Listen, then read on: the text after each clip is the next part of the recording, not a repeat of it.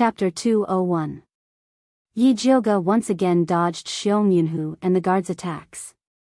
He turned his head and cursed at Gong Honglei, you blind dog. How dare you say you're from the Spiritualist Alliance? I think you're more like someone from the bloodthirsty sect. If your younger sister knew about this, she would definitely regret having a blind older brother. Shut up, all of you, step down. Gong Honglei roared, ordering the guards who were causing trouble to step down. Although he was certain that Yi Jioga was his sister's murderer, the scene in front of him made the bloody man look like a heretic cultivator. Yi Jioga knew that even if he escaped, he could catch him again. However, he had to take down this bloody man immediately. Gong Honglei instantly made his decision. He pulled out the 6-yang sword on his back and infused spirit energy into it. Golden spirit energy pierced through the sword, giving off a piercing light that seemed to cut through the air and pierced towards the bloody man. Xiong Yunhu didn't care about Gong Honglei's sword gleam and sent out a blood mist to block it. He didn't expect the golden sword gleam to be so tyrannical. Not only did it pierce through the blood mist, it pierced through his palm and stabbed into his chest. Ao. Xiong Yunhu let out a crazy roar after being heavily injured. The blood mist on his body condensed into a head-sized ball that exploded on Gong Honglei's body and sent him flying. Yi Jioga hid on the side like a wild beast. While Xiong Yunhu was dealing with Gong Honglei, a lightning snake illusionary whip whipped towards the sword wound on his chest. She had already sealed the demon artifact, so the lightning snake illusionary whip was only an ordinary totem. Although it wasn't as strong as the demon artifact, the lightning energy it contained had a certain restraining effect on Xiong Yunhu. The purple lightning snake landed on Xiong Yunhu's chest, widening the wound. Xiong Yunhu had been chasing Yi Jioga for a long time and was about to go crazy. Now that he was heavily injured again, he immediately roared in anger. He took out a blood bead from his storage bag and swallowed it. Not good, quickly kill him or you won't be able to escape. Yi Jioga shouted. One blood bead was enough for Xiong Yunhu to reach Spirit Master level. Now that he swallowed another one, it would be even more dangerous. Yi Yuxuan had been watching the battle from the side. When he heard this, he frowned and silently walked towards the door. He had only come here to take care of the evil girl Yi Jioga. He did not want to get involved in this mess. Most importantly, he instinctively felt that the bloody man was very dangerous. He was no match for him, so it was better for him to escape first. At this moment, Xiong Yunhu, who had swallowed the 2 blood pearls, had undergone a shocking transformation. His muscles suddenly swelled up, and his entire body swelled up. The skin and flesh on his body ruptured and blood spurted out. The blood did not flow along his muscles to the ground. Instead, it fused into his protective blood mist. The blood mist spread wildly, instantly enveloping the entire alchemy pavilion. Yi Yuxuan was startled. He immediately activated his defensive spirit light and rushed toward the door, but he was bounced back by a ray of blood-red light. No one wants to leave here today. Xiong Yunhu's round eyes were bloodshot, and a terrifying light flashed in his pupils. His voice was hoarse like a crazed beast, filled with a bloodthirsty and violent aura. Countless small blood-colored bells condensed in the blood mist and flew to Xiong Yunhu's body, looking very funny. Zi Shang hugged Yi Jioga and whispered in her ear, "Be careful, this blood mist is strange." Of course. Yi Jioga nervously stared at the blood-colored bells on Xiong Yunhu's body. Before she even finished speaking, the blood-colored bells began to shake crazily. Waves of demonic sounds pierced her ears. It was as if countless ants had drilled into her flesh and blood and were gnawing at her. Yi Jioga trembled in discomfort. In the next moment, a cold aura drilled into her body from Zi Shang's palm, and like a river bursting through a dam, it sent the ants flying. The rest were devoured by the white bone fire in her dantian. Yi Yuxuan and Gong Honglei were not as lucky as Yi Jioga. They could only tremble and cover their ears, desperately resisting the demonic sound. It was fine for the 2 of them with high cultivation, but the guards who were only elementary spiritualists were in trouble. They let out shrill screams and exploded on the spot. Ha ha ha. Xiong Yunhu laughed crazily. He opened his mouth and sucked in the flesh and blood of the guards. He even licked his lips with relish. Yi Jioga looked at Xiong Yunhu's blood-red tongue, and goosebumps rose all over her body. Compared to Xiong Yunhu's move, Lu Yunfei's blood bells were like heavenly music. Grandmaster Yi Jioga, we must work together to take down this evil cultivator today. Otherwise, I'm afraid our lives will be in danger. Gong Honglei calmed his surging blood and looked at Xiong Yunhu vigilantly. He, didn't you say that I'm the leader of the evil cultivators and wanted to arrest me and execute me on the spot? Why do you want to cooperate with me now? Aren't you afraid that if word gets out, people will say that you're an accomplice of the evil cultivators? Yi Jioga sneered and mocked without holding back. Yi Jioga, don't be too proud. Even if this Xiong Yunhu is really an evil cultivator, it's hard to say that you're not his accomplice. Maybe you're not even dividing the spoils and are trying to take advantage of him. Gong Honglei scolded. According to what you said, I shouldn't help you even more. Yi Jioga was really angered by Gong Honglei's words. If you don't want to help, then don't. Gong Honglei angrily raised his sword and flew towards Xiong Yunhu. He was able to join the Spiritualist Alliance not only because of the Gong family's background, but also because of his talent in swordsmanship. He was already a level 2 sword master and had a certain level of mastery in the gung metal sword technique. Under the same cultivation level, sword cultivators were the strongest, which was why he had such a fiery temper. I'll help you. After Yi Yuxuan was unable to break through the blood mist several times, he had already understood the situation. If they didn't kill this evil cultivator, they wouldn't be able to leave this place. He decisively took out a palm-sized fire gourd, which contained the flames he had collected over the years. Although it couldn't compare to the spiritual fire of heaven and earth, it was still very magical. If it wasn't for the fact that the situation was critical, he wouldn't have taken it out. Yi Yuxuan injected spirit power into the fire gourd, and a greenish-red flame shot out, stabbing towards Xiong Yunhu along with Gong Honglei's sword light. The golden sword light with the greenish-red flame broke through the thick blood mist and rushed forward with an unstoppable momentum. Seeing this, Yi Jioga hurriedly controlled the Thunder Snake illusionary whip to follow behind them. It's useless, save some spirit power. Zi Shang said lazily. In such a tense situation, he was like an outsider, covering his mouth and yawning from time to time. If you don't want to help, then forget it. Don't pour cold water on me. Yi Jioga scolded. Not only was Zi Shang not angry, he even said lewdly, Fine, you can speak if you have big breasts. Chapter 202. Sarcasm. This was blatant sarcasm. Although Yi Jioga had started to develop recently, she was still far from having big breasts. If not for the situation being dire, Yi Jioga really wanted to beat Zi Shang to death. Unfortunately, she was no match for him. In her anger, Yi Jioga turned her humiliation into strength and whipped a purple lightning snake at Xiong Yunhu. Insignificant tricks, you dare to be impudent. Xiong Yunhu waved her hands and dispersed Yi Jioga's purple lightning snake. Yi Jioga's whip was just to make up the numbers. What was truly effective were Yi Yuxuan's flames and Gong Honglei's sword rays. Unexpectedly, the blood mist on Xiong Yunhu's body surged out and extinguished Yi Yuxuan's azure flames like a flood. Yi Yuxuan's face paled and he took 2 steps back.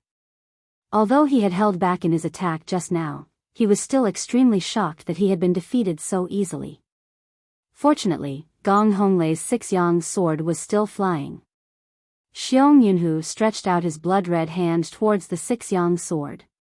The golden sword ray twisted like a fish and nimbly dodged Xiong Yunhu's hand. Yi Jioga's eyes lit up when she saw Gong Honglei's sword ray break through the defense. Go! Gong Honglei shouted and controlled the 6-yang sword to stab at Xiong Yunhu's eyes. Unexpectedly, Xiong Yunhu suddenly opened his mouth and bit the 6-yang sword. There was a cracking sound. The sound of the sword breaking could be heard. Xiong Yunhu actually bit Gong Honglei's six-yang sword into pieces. The six-yang sword was connected to Gong Honglei's aura, so the sword's destruction also damaged his vitality. His face was pale as he staggered back a few steps and spat out a mouthful of blood. Ha ha ha, I want to taste what a sword cultivator tastes like. Xiong Yunhu chewed the six-yang sword and spat it to the side. The large palm flew towards Gong Honglei. Gong Honglei took out a stack of talismans and threw them at the large palm. Boom! Boom! Boom! Boom! Unfortunately, to Xiong Yunhu, the damage from these low-level talismans was less than that of a mosquito.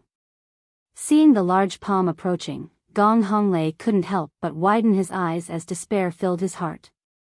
Yi Yuxuan saw that the situation was bad and hurriedly controlled the fire gourd to shoot out several azure flames to block Xiong Yunhu. He knew very well that if Gong Honglei died, he would be next. A mere alchemist dares to stop me? Die. The bloody mist around Xiong Yunhu's body surged again, and he extinguished Yi Yuxuan's flames with a single palm strike. Cracks immediately appeared on Yi Yuxuan's fire gourd, causing him to almost vomit blood in pain. Gong Honglei was about to fall into Xiong Yunhu's hands. At the critical moment, a soft whip wrapped around Gong Honglei's waist and pulled him to the side. Gong Honglei's body slammed into a tree and slumped down weakly. Fallen leaves covered his head and face. He was sure that Yi Jiuge did it on purpose. However, even if brother Yi Jiu had done it on purpose, he wouldn't dare criticize him. With his previous bad attitude towards Yi Jiuge saving his life was already merciful. If he wanted her to treat him gently, then he must be daydreaming. Jiuge, let's talk about our past grudges when we get out of here. If you have a way to deal with this evil cultivator, hurry up and say it. At this critical moment, Yi Yuxuan didn't dare to sell his father's dignity and pleaded.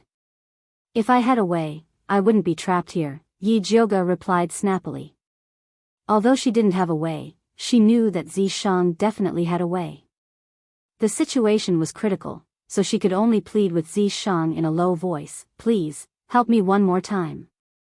If she let Xiong Yunhu escape, not only would there be endless trouble in the future, but she would also not be able to clear her name. I said that I only have a third of my demon power left, Zishang said coldly. Yi Jiuge bit her lower lip. This Xiong Yunhu was extremely dangerous after swallowing the blood beads, so she didn't dare ask Zishang to take the risk for her. If she couldn't do it, then she could only escape first. If she left now, she could still get help and have a chance to save Master Dongfang.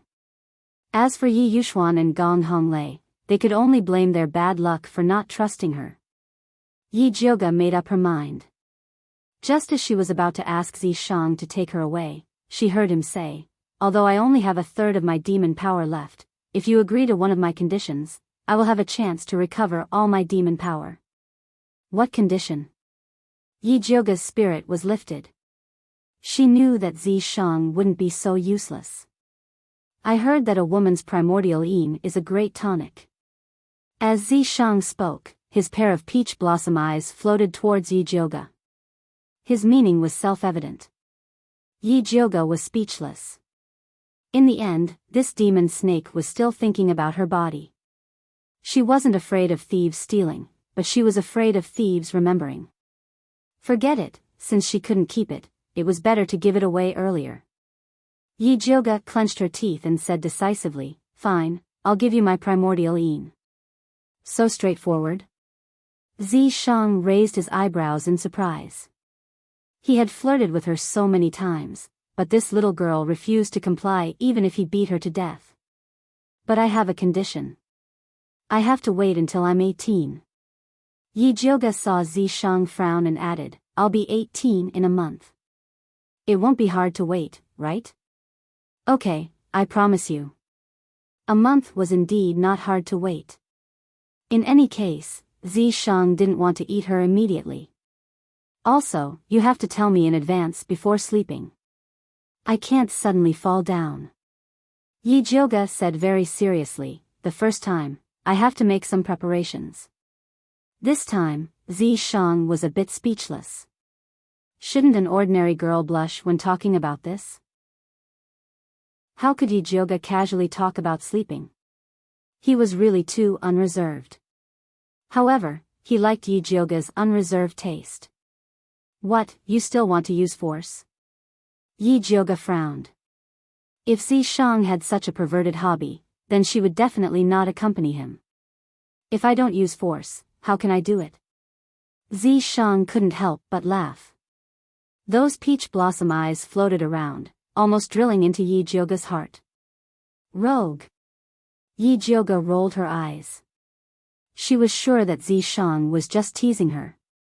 Forget it, there was still a month. Let's talk about this bed problem later. Just when Yi Jioga and Zi Shang seemed to be talking about conditions, they were actually flirting. Yi Yuxuan had already been beaten to the point of pissing his pants by Xiong Yunhu. He cried for his parents and said, "Jioga, are you listening to me?" "No." Yi Jioga coldly replied. She had no feelings for this scumbag father. "You." Yi Yuxuan almost blurted out the words "sinful girl." Fortunately, he still knew that he was asking for help. He swallowed the words in his throat and then said pitifully, "Jioga, no matter what, I'm still your father. Do you really want to watch me die?" With that, he hurriedly rolled and dodged Xiong Yunhu's attack. Chapter 203.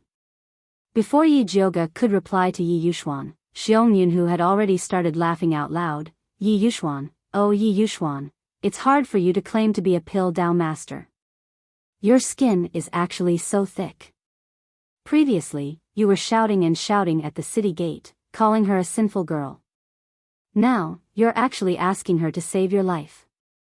He could have killed Yi Yuxuan a long time ago. Right now, he was just teasing him to vent his anger. TSK, this Xiong Yunhu spoke too well.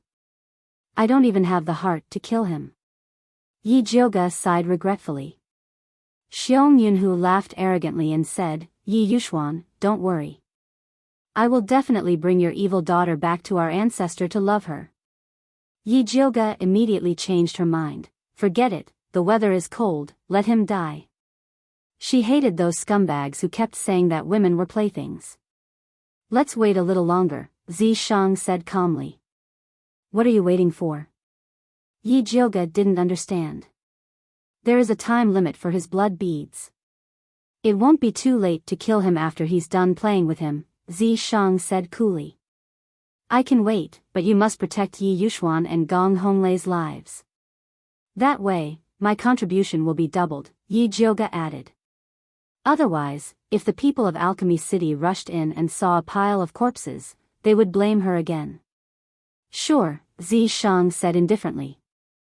In his eyes, Yi Yuxuan and Gong Honglei were just two ants. Since Xiao Jioga said he would stay, then he would. I've played enough. Die. Xiong Yunhu naturally knew that his blood transformation time was limited. However, he felt that the overall situation was under his control and that no one in Alchemy City was his opponent.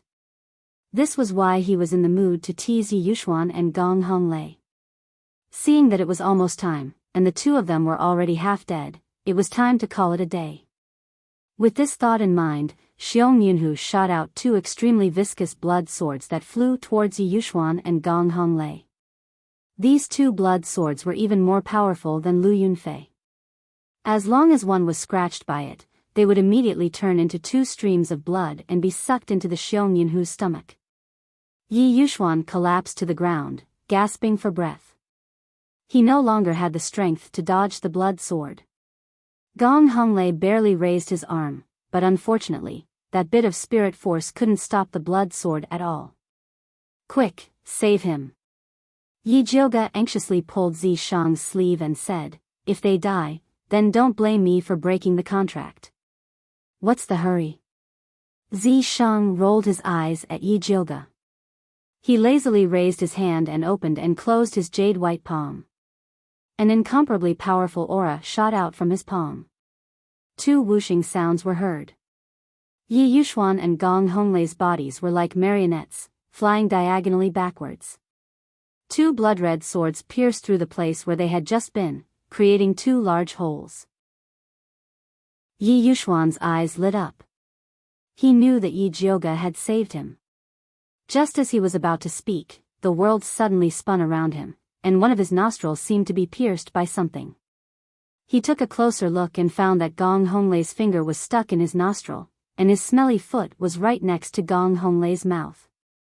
The vines wrapped around them tightly and hung them upside down. Such a difficult pose was definitely done by someone with malicious intent. Vulgar. Yi Jiuge looked at Yi Yuxuan and Gong Honglei, who were sticking their noses in and smelling their stinky feet. He didn't want to admit that he felt a little refreshed. Who's there? Xiong Yunhu didn't expect that there would be someone hiding under the blood mist, and that he hadn't discovered them. At this moment, he remembered that when he was chasing after Yi Jiuge, she was also saved by a mysterious person. Xiong Yunhu, you've done all sorts of evil. You colluded with Su Junqing to frame me, and you even caused the deaths of so many people. Surrender. Yi Jiuge shouted arrogantly. You think you can make me surrender? Tui. Xiong Yunhu looked berserk on the surface, but his palm moved slightly in secret. An extremely viscous blood mist turned into a poisonous snake, and under the cover of the blood mist, it silently flew towards Yi Jiuge. Bang! The blood snake exploded on the spot before it could even get close to Yi Jiuge. Xiong Yunhu's heart palpitated again. This time, it was as if a large hand was tightly squeezing his heart. He had never felt like this before. It was the despair of dying. He instantly knew that the mysterious person behind Yi Jiuge was not someone he could deal with. He immediately roared, and the blood mist around his body turned into countless sharp swords that shot towards Yi Jiuge like a torrential storm. This was his final trump card, the myriad blood arrow.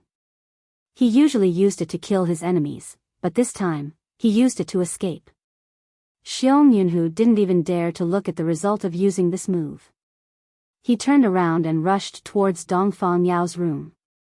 Although it was a pity that he couldn't bring Yi Jiuge and the two blood-clothed Miao people back, as long as he brought Dongfang Yao back, he would have completed his mission. He believed that the ancestor wouldn't blame him.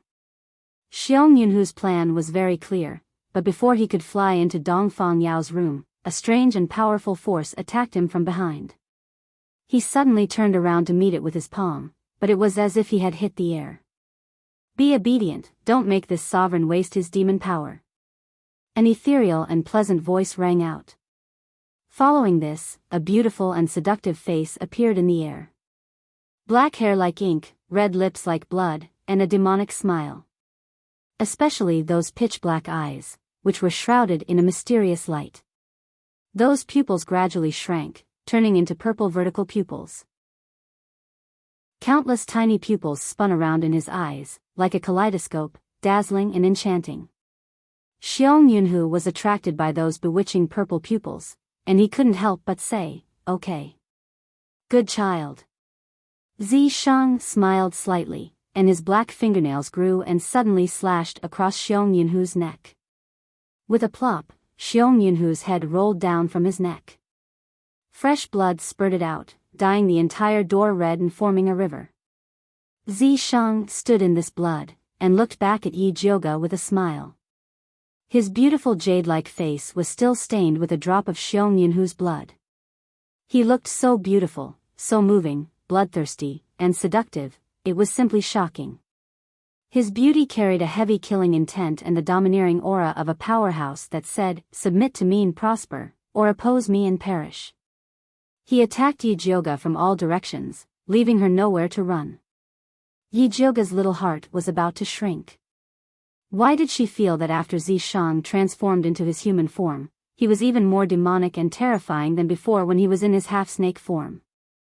Fortunately, I didn't fail you. Zi Shang returned to Yi Jiuge's side. He placed his right hand on his chest, and slightly bowed, as if he was reporting to his own leader. Yi Jiuge came back to her senses, and only then did she realize that Zi Shang killed the terrifying Xiong Yunhu in one move. She instantly felt like she was tricked, and couldn't help but shout, didn't you say that you only have 1/3 of your demon power left? Yes, after killing that Xiong this sovereign didn't have any demon power left. Zishang blinked innocently, and then raised his hand to support his forehead. His body swayed and fell on Yi Jioga's body, and said weakly, "Aya, I can't take it anymore, this sovereign is so dizzy, quickly support me." Chapter 204. Keep pretending. Yi Jioga pushed him twice, but he couldn't push Zishang away. He could only resign himself to his fate and let him stay. "Don't you want to see your spoils?" He didn't forget to give Yi Jioga some benefits. "Oh right." Yi Jioga's eyes brightened as he took Xiong Yunhu's storage pouch. As the head disciple of the Bloodthirst School, this guy must have a lot of good stuff. Yi Jioga had to take a good look later. Yi Jioga put away Xiong Yunhu's pouch and entered the room to check on Grandmaster Dongfang. Xiong Yunhu's blood mist was broken with his death. The Crown Prince, Yi Shanshan, and Gong Honglei's men, as well as the fourth-ranked alchemists from Alchemy City, Elder Chen and Elder Shao, all rushed in. The originally beautiful alchemy pavilion had turned into hell. The ground was littered with broken limbs and the stench of blood was nauseating. Grandmaster Yi and young Master Gong are over there.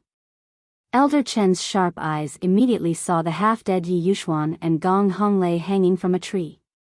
"Grandmaster Yi, young Master Gong, are you two all right?" Everyone rushed to save them. "Brother Honglei, where did Yi Jioga go?" The Crown Prince squeezed in front of Gong Honglei and asked while reaching out to help him. Gong Honglei avoided the Crown Prince's hand and stood up with his trusted sword boy's shoulder. He coldly said, "Young Miss Yi is protecting Grandmaster Dongfang. If it wasn't for her, Grandmaster Yi, Grandmaster Dongfang, and I would have been dead by now." "What did you say?" "Yi Jioga was protecting Grandmaster Dongfang and she even saved you? Are you joking?" The Crown Prince raised his voice, wondering if Gong Honglei's head was broken. "I'm not joking, Yi Jioga is not the leader of the heretics. She has always been protecting us, Grandmaster Dongfang, and all of Alchemy City. On the other hand, Dongfang Jianming, you are the one who is distorting the truth and putting the blame on Yi Jioga. You misled me to deal with her and almost killed a good person." Gong Honglei roared at the Crown Prince. "Gong Honglei, who are you talking to?" The Crown Prince's face turned red from anger. Other than his father, no one dared to call him by his name. "Of course I know who I'm talking to. You're the B*TCH who let Xiong Yunhu in and caused Master Dongfang to be poisoned. What the F*CK are your intentions?" Gong Honglei was still scared when he recalled the scene just now. He was so close to dying on the spot. He was about to lose his life, so why would he care about who the Crown Prince was? Of course, he would scold him as he pleased. The Crown Prince was so enraged by Gong Honglei that his face and neck turned red. He loosened and clenched his fists, on the verge of exploding. "All right, everyone, stop talking. Xiong Yunhu is extremely well hidden, and His Highness the Crown Prince didn't let him in on purpose. Let's hurry up and go in to see Master Dongfang." Yi Yuxuan struggled to stand up. "Father, is it really Yi, no, big sister who killed that evil cultivator and saved you?" Yi Shanshan and the Crown Prince stood at the entrance of the alchemy pavilion. That blood-red light was extremely terrifying. No matter how hard they tried, they couldn't blast it away. One could only imagine how terrifying the evil cultivator who laid down this layer of bloody light was. She did not believe that Yi Jioga could kill such an evil cultivator. If Yi Jioga really had that kind of ability, he wouldn't have been forced to surrender. Although she didn't personally kill him, the expert who did it must have a great relationship with her. When you go in later, you must be very respectful. Don't anger the expert. Yi Yuxuan warned Yi Shanshan sternly. He was hanging upside down on the tree just now, so he couldn't see very clearly. He only saw a purple shadow flash where Yi Jioga was, and 5 breaths later, Xiong Yunhu's head fell to the ground. The whole process happened in the blink of an eye, so fast that it was unimaginable. It was like a dream. He didn't see the expert's appearance clearly.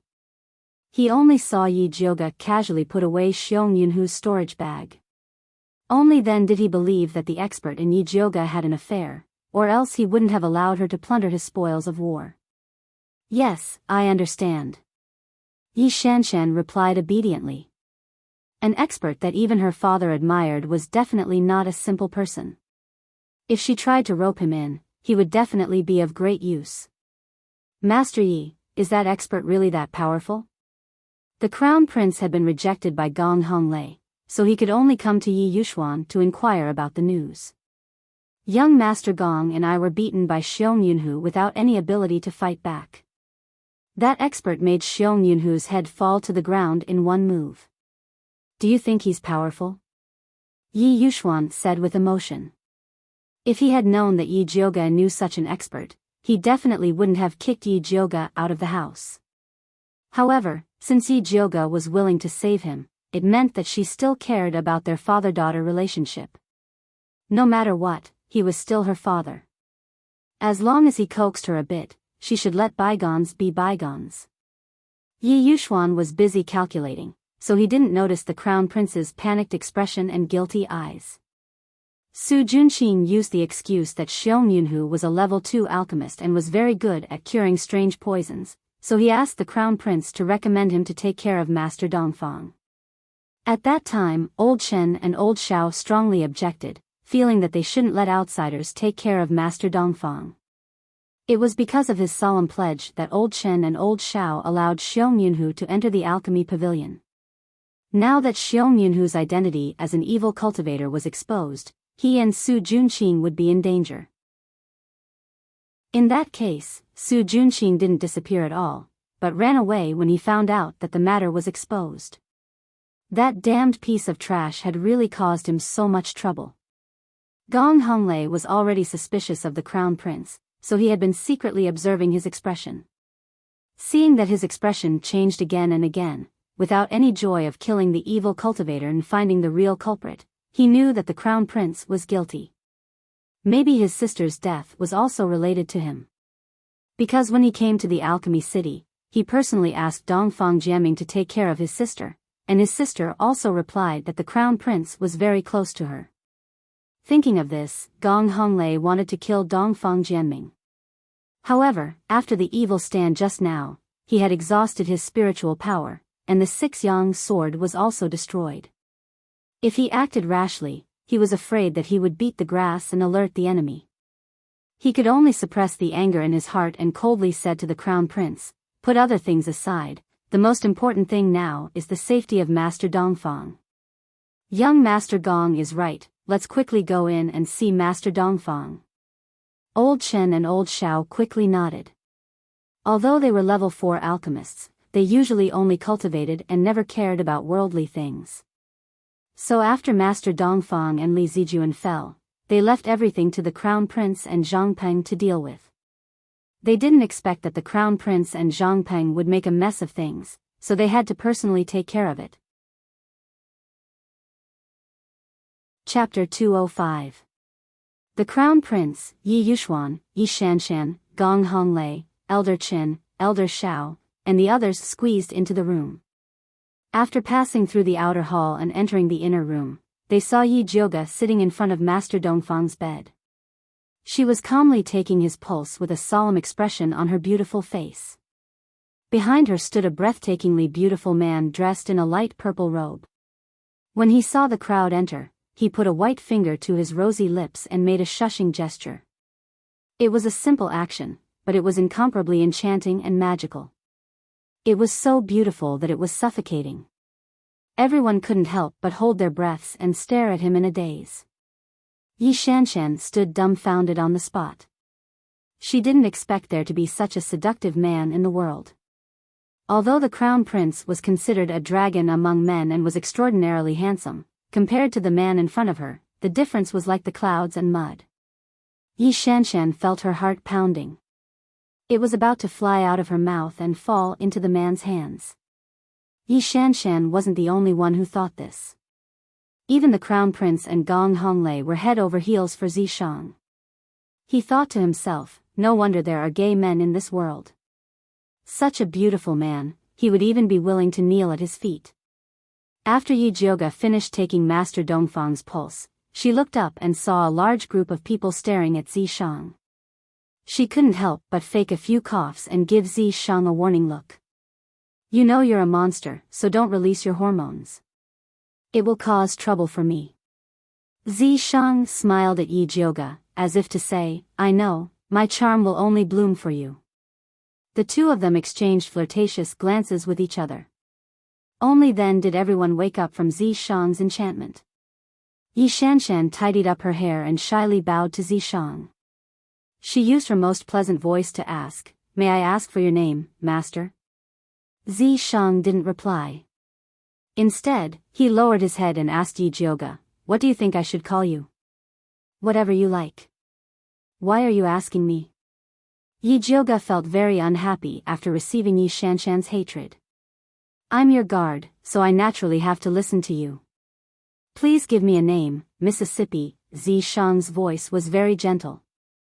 Bestow your head to hell. Yi Jioga didn't think that he had the face to give Zishang a name, so he said perfunctorily, If it's convenient for you to call me by your original name, then just call me by your original name. Yi Jioga had considered that Zishang had always been secretive and could not be seen, so he gave him a way out. Alright, I'll take your surname then. I'll be called Yi Z. Zishang smiled. The name of the Yaoma could not be easily revealed to others. In this world, besides Yi Jioga, no one was worthy of calling him by his name. Yi Z isn't bad either. Yi Jioga nodded perfunctorily, then said to Yi Shanshan, who was completely stunned, Did you hear that? His name is Yi Z. Yi Shanshan didn't expect this handsome man to be so loyal to Yi Jioga. He even wanted her to give him a name. Her heart felt like it was being stabbed by a knife. So, the master's name is Yi Z. Yi Yuxuan immediately let out a hearty laugh and said, Thank you for taking care of my little girl Jioga. Since you chose to have the same surname as us, we'll be family from now on. Who's family with you? Grandmaster Yi, don't forget that we're no longer related. Yi Jioga said with a straight face. Jioga, what happened before was father's fault. Father already knows that he was wrong. Please forgive father this once. Yi Yuxuan pulled down his old face and begged. Grandmaster Yi, how could I dare to be angry at you? Even if I'm not angry, you want my life. If I'm really angry, I'll be poisoned to death by you in the middle of the night. Yi Jioga sneered. It's all my fault. You can scold me however you want, as long as you're still willing to recognize me as your father. Yi Yuxuan was in a sorry state. He was covered in mud and had a head injury. He used such a humble and pitiful tone to beg Yi Jioga. Everyone who saw it felt that Yi Jioga was too heartless. Yi Jioga was also very helpless against Yi Yuxuan's thick skin. In the past, Yi Yuxuan would fling his sleeves and walk away if he used words to pressure him. Now, he was completely shameless. He wanted to beat him up, but he couldn't find an excuse to do so. It was really sullen. Jioga. Yi Yuxuan wanted to continue, but he saw Zishang raise his hand. His body involuntarily flew in front of Zishang. Zishang grasped the air and lifted Yi Yuxuan up. Yi Yuxuan's face turned purple as he struggled with all his might. He grabbed at his neck with both hands, trying to break free from the force that was strangling his neck, but it was useless. Yi Z, just teach him a lesson. Don't make it seem like you're resigned to your fate. Yi Jioga's tone was indifferent, fully showing her heartlessness towards Yi Yuxuan. Yes. Zishang replied gently. He raised his hand and threw Yi Yuxuan out. Yi Yuxuan flew out like a kite with a broken string. He hung on a tree and fainted. Father. Yi Shanshan screamed and pointed at Yi Jioga angrily.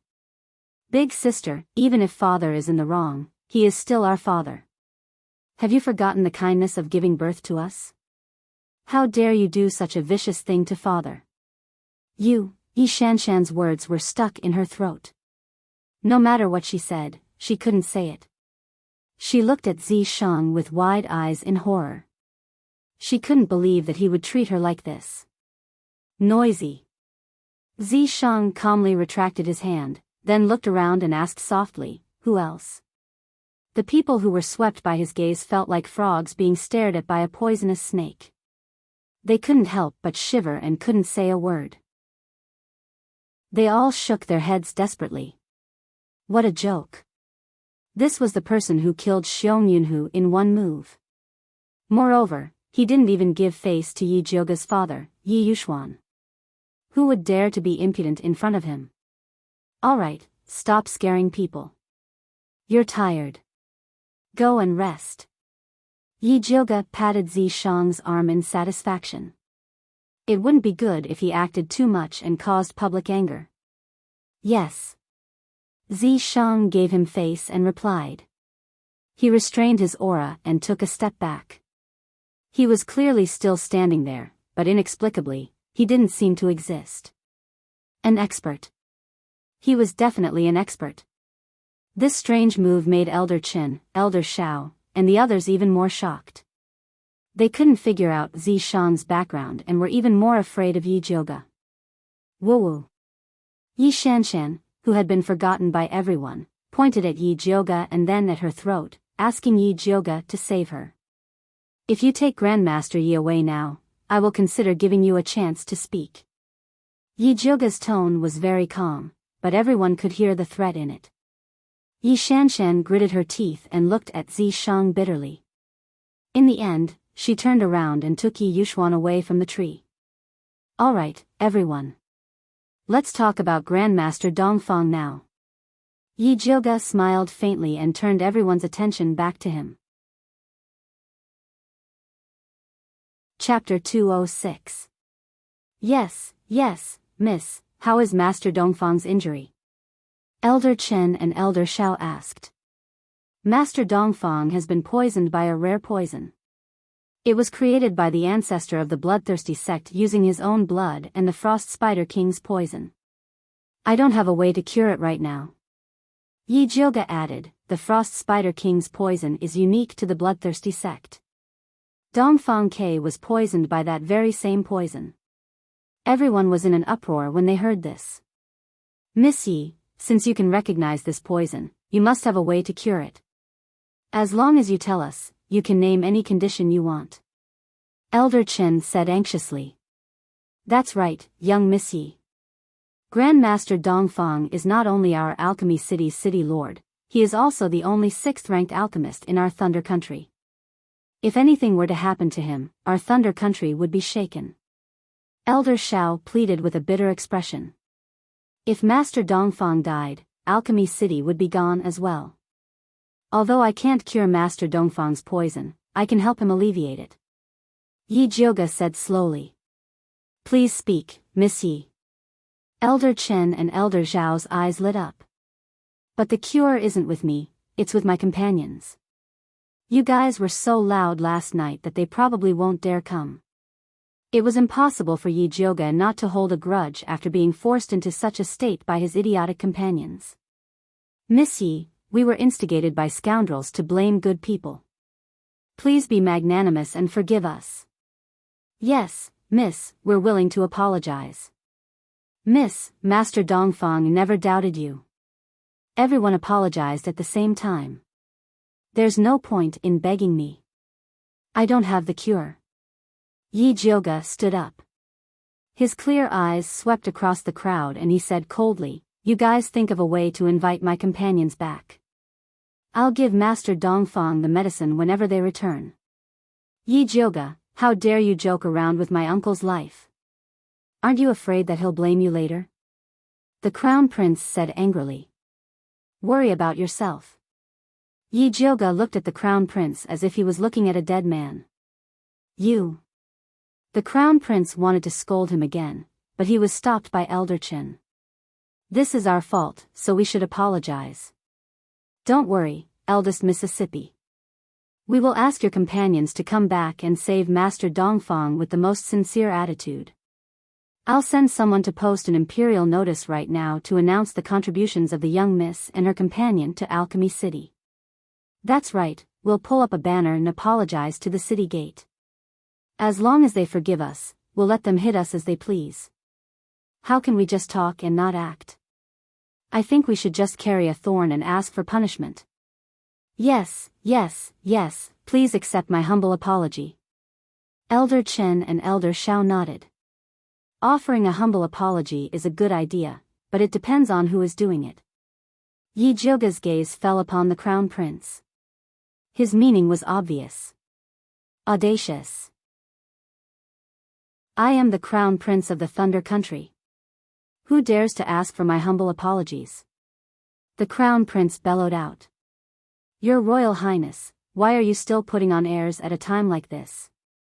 He didn't think that Elder Chen and Elder Shao wouldn't be afraid of him at all. On the contrary, they raised their necks and shouted, if you didn't lead the wolf into the house, Master Dongfang wouldn't have been harmed by a heretic. Let me tell you, asking for a humble apology is a light punishment. If anything happens to Master Dongfang, just wait to see His Imperial Majesty with your head. The Crown Prince was trembling with anger, but he knew that Elder Chen and Elder Shao were telling the truth. His father had many sons. If he were to die, another would be the Crown Prince. However, his uncle was the only sixth-ranked alchemist in the entire Thunder Country. If he were to die, there would be nothing left. Fine, for the sake of saving my uncle, I am willing to offer my humble apology. The Crown Prince was a flexible person, so he immediately lowered his head. Elder Chen and Elder Zhao's expressions softened as they praised, that's right. When Master Dongfang wakes up, we will tell you everything we did for him. Thank you. The Crown Prince cupped his hands. He suddenly felt that offering a humble apology wasn't a bad idea. At the very least, it gave him a chance to redeem himself. There's no time to lose. Everyone, please go ahead. Yi Jioga was determined to follow them. Elder Chen, Elder Shao, and the others were extremely fast. The imperial board, banners, and vines were quickly prepared. The imperial board was plastered all over the streets and alleys of Alchemy City. There were even soldiers sent to patrol the streets.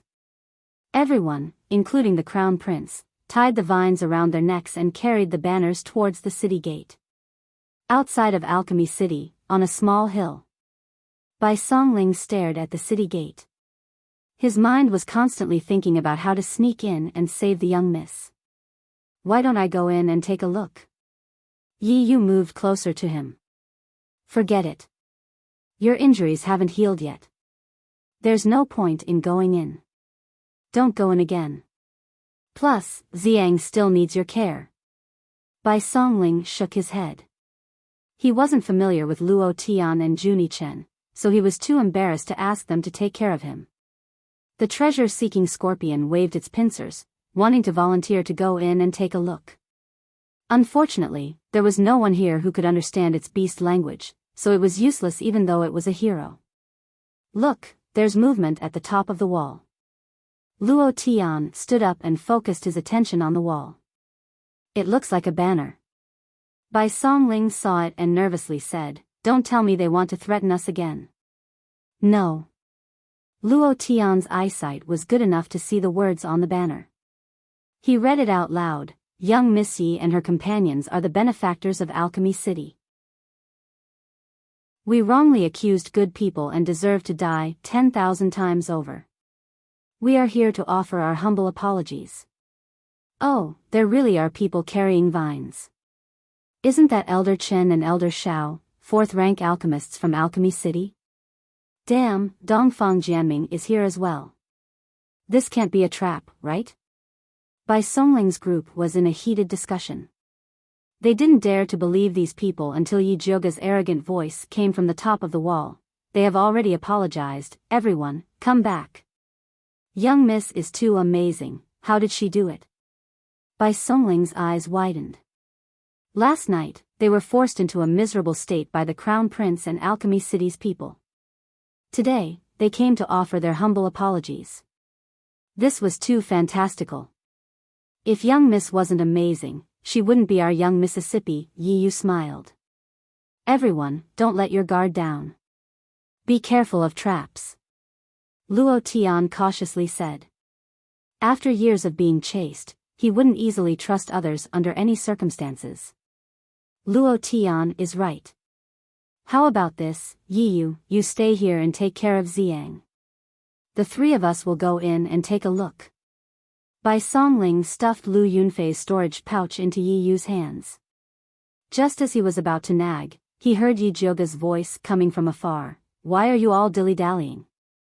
It turned out that Yi Jioga had been waiting at the top of the wall for a long time.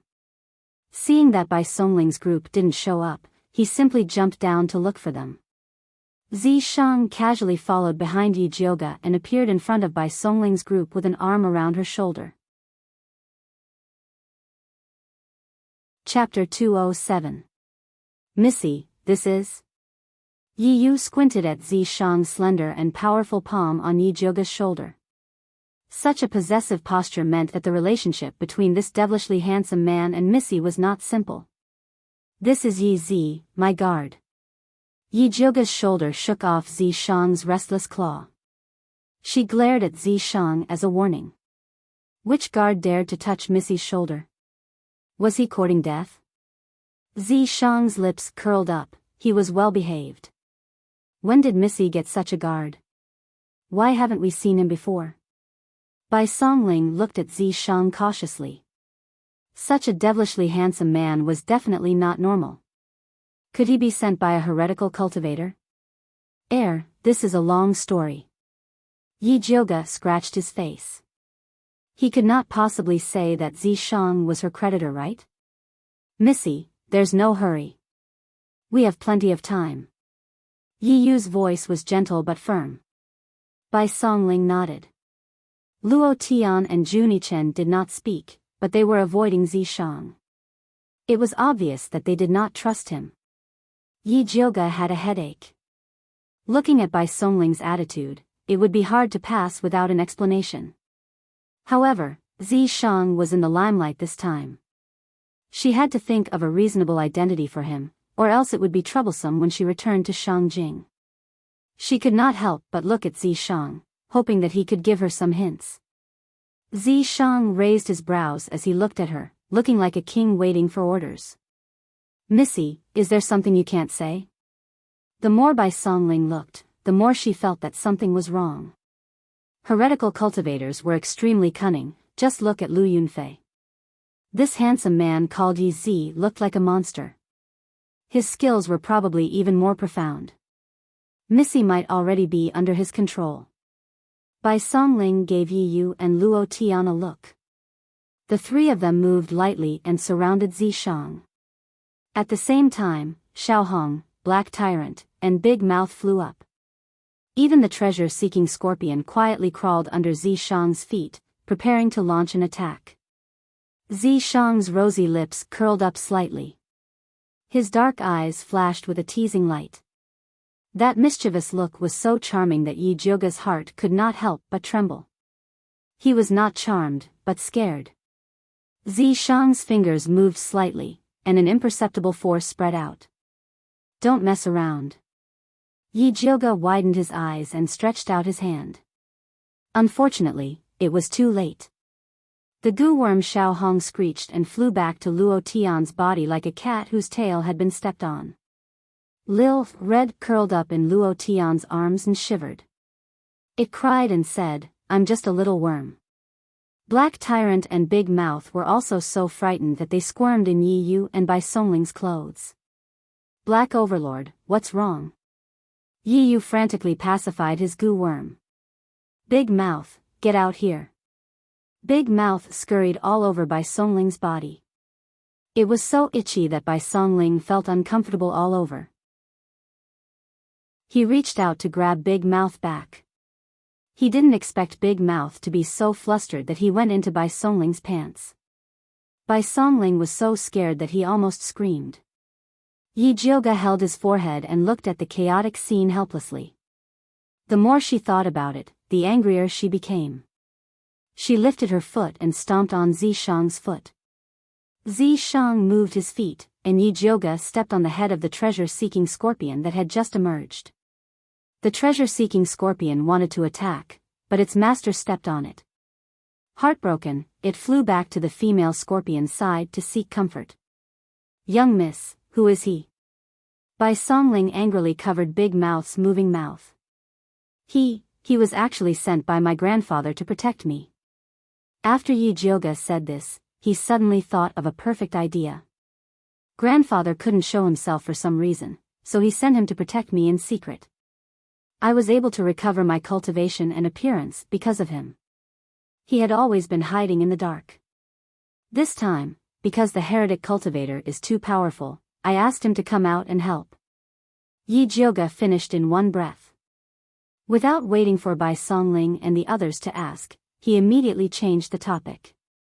"How is Big Brother Wan? Is he okay?" Bai Songling was a straightforward person. She immediately fell for Yi Jioga's trick. She honestly replied, "I have already fed him the antidote for the muscle softening powder. He woke up once last night, but now he has fallen asleep again. I'll go take a look." Yi Jioga followed Bai Songling to the back of the small slope. He saw that Wan Ziang was still lying on the stretcher, but his complexion looked much better than yesterday. Yi Jioga felt his pulse again and nodded. He's fine, but his body is still a bit weak. He needs to eat something good to nourish himself. Where can we find something good to nourish him in this damn place? Bai Songling scratched her head. I was about to tell you about this. Grandmaster Dongfang was poisoned by the bloodthirsty sex king poison. The people from Alchemy City want us to go back and help him detoxify it. Yi Jioga stopped. No wonder they are all holding banners on the city wall asking for forgiveness. Bai Songling suddenly realized. Then let's hurry. Right, young miss, this is your bag. See if anything is missing. Yi Yu took out the bag that Yi Jioga gave her for safekeeping. Yi Jioga glanced around. The fat black rat, the treasure-seeking scorpion couple were all there. The bronze cauldron and other things were also there. She nodded. Nothing is missing. Then, she remembered something else. Right, where is Yu Dai? We secretly sent Yu Dai back to the stronghold of Alchemy City last night. Bai Songling said. It wasn't easy for a group of men to take care of a little girl, so they secretly sent her back. If they hadn't agreed to meet up with Yi Jioga outside the city, they would have wanted to stay in the city. Alright, let's go. Yi Jioga hurried back to Alchemy City with Bai Songling and the others. Elder Chen, Elder Shao, and the Crown Prince were still anxiously waiting on the city wall. When they saw Yi Jioga's group heading straight for the Alchemy Pavilion, they quickly ran down the wall and followed. Yi Jioga returned to Grandmaster Dongfang's house and chased everyone out. Then, she had Bai Songling, Yi Yu, and Luo Tian guard the door, leaving only Juni Chen and Zi Shang behind. Little mute, can your goo detoxify Grandmaster Dongfang's poison? Yi Jioga pointed at the master. Juni Chen went forward and carefully examined Grandmaster Dongfang's eyelids. Then, he pricked his finger and tasted the blood. How is it? Yi Jiu was a little nervous. If Little Mute's goo couldn't suppress the Spider King's poison, then she couldn't think of any other way. If it's just the Snow Spider King's poison, my poisonous Earth Dragon goo can still detoxify it. But after adding the blood essence of the bloodthirsty ancestor, it's beyond the range of those goo. Little Mute shook his head. What if I can force out a part of the poison in Grandmaster Dongfang's body? Yi Jioga's Thunderfire Needle could only force out a bit of the poison. The most important part still needed the poisonous Earth Dragon goo to detoxify it. Let's give it a try. Juni Chen looked like he was trying to save a dead horse. Alright, incubate the goo first and get ready. Yi Jioga took out the Thunderfire Needle and pierced it into Grandmaster Dongfang's body. Then, she injected spiritual energy to detoxify the poison. Grandmaster Dongfang's meridians were like mud. The Thunderfire Needle had a hard time moving inside. Yi Jioga had only driven it half a circle, and she was already sweating profusely. Her spiritual energy was running out. She was about to take out a spirit recovery pill. Zishang suddenly reached out and took it. Chapter 208. What are you doing? Yi Jioga reached out to grab the pill. Zishang threw the pill into his mouth and said, "I'll give you something better." With that, he placed his palm on Yi Jioga's back and a wave of pure spiritual power surged in. The stilled thunderfire needle immediately spurted out like it was injected with chicken blood. It instantly passed through several meridians in Master Dongfang's body. "Why are you suddenly helping me?" Yi Jioga looked at Zishang vigilantly. This guy was a demon that wouldn't do anything without benefits. It was too suspicious for him to help her for no reason at all. "Because I'm in a good mood today, so I'll give you some benefits." Zishang wouldn't tell Yi Jioga that he was making his presence known. Yi Jioga still had some doubts, but with Zishang's help, the healing effect was very obvious. She didn't refuse. Soon, the thunderfire needle completed one cycle in Master Dongfang's meridians and flew out of his Baihui point. "Little mute, use your gu." Yi Jioga stopped. Juni Chen rolled up his sleeves and a large black dot flew out of his arm. Then it turned into a very beautiful pink caterpillar with a round head and entered Master Dongfang's body. "Why is it pink?" Yi Jioga asked in surprise. "This is the only mother gu in this batch. If it wasn't for the emergency, he wouldn't have taken it out." He had been raising gu for so many years, but this was the first time he had raised a mother gu. "It's pretty." Yi Jioga was a bit moved. A pink caterpillar was filled with the heart of a girl. It was very suitable for her. "Don't talk and watch the old man," Juni Chen said solemnly. The black energy on Master Dongfang's face faded bit by bit. It seemed that the pink caterpillar was starting to work. At this time, Juni Chen suddenly asked, "The people from Alchemy City treated you so badly, why did you still save him?" "First, Master Dongfang has always been helping me. He's not a bad person. Second, the enemy of my enemy is my friend." Master Dongfang was hurt so badly by bloodthirsty ancestor that the two are mortal enemies. Helping him is the same as fighting against bloodthirsty ancestor. Yi Jioga explained simply. "You really believe this old man can deal with bloodthirsty ancestor?" Juni Chen glanced at Master Dongfang in disdain. No matter how he looked at it, he was defeated so easily by the bloodthirsty sect. He is the only level 6 alchemist in the Thunder Nation. He has friends all over the world. If he can't deal with it, he will find a helper. Yi Jioga was very confident in the old man Dongfang Yao. "You have a point," Juni Chen said thoughtfully. While Yi Jioga was talking to Juni Chen, his eyes never left Master Dongfang. She found that after the black aura on his face had subsided to his neck, it suddenly surged back at an even faster speed than before, like a flood breaking through a dam. "What's going on?" Yi Jioga hurriedly sealed the black gas with a needle and asked Juni Chen.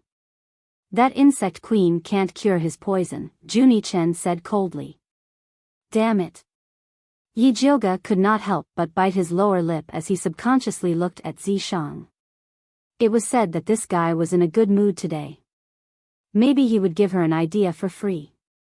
Unexpectedly, Zishang's eyelids were half-lidded and his breathing was steady. He had actually fallen asleep while standing. Yi Jioga looked away gloomily. Sure enough, she could not count on this unreliable guy. She had to rely on herself. Yi Jioga swallowed a spirit recovery pill and was about to continue using the thunderfire needle to detoxify Master Dongfang when she heard Juni Chen say coldly, "This old man better be able to deal with the bloodthirsty ancestor." After saying that, his abdomen rose and fell violently. He suddenly opened his mouth and spat out a golden insect. This insect was about the size of a thumb and looked like a beetle. It had the head of an insect, but it had a human face. Upon closer inspection, it looked somewhat similar to Juni Chen. Other than the human face, the black dots on the beetle's wings were also human faces. They were densely packed, layer upon layer, flickering in and out of existence. It was very strange and scary. "Is this your natal goo?" You even managed to cultivate a human face. Yi Jioga was shocked. The Blood Cloak Miao tribe's cultivation method was very strange. They focused on the integration of human and goo.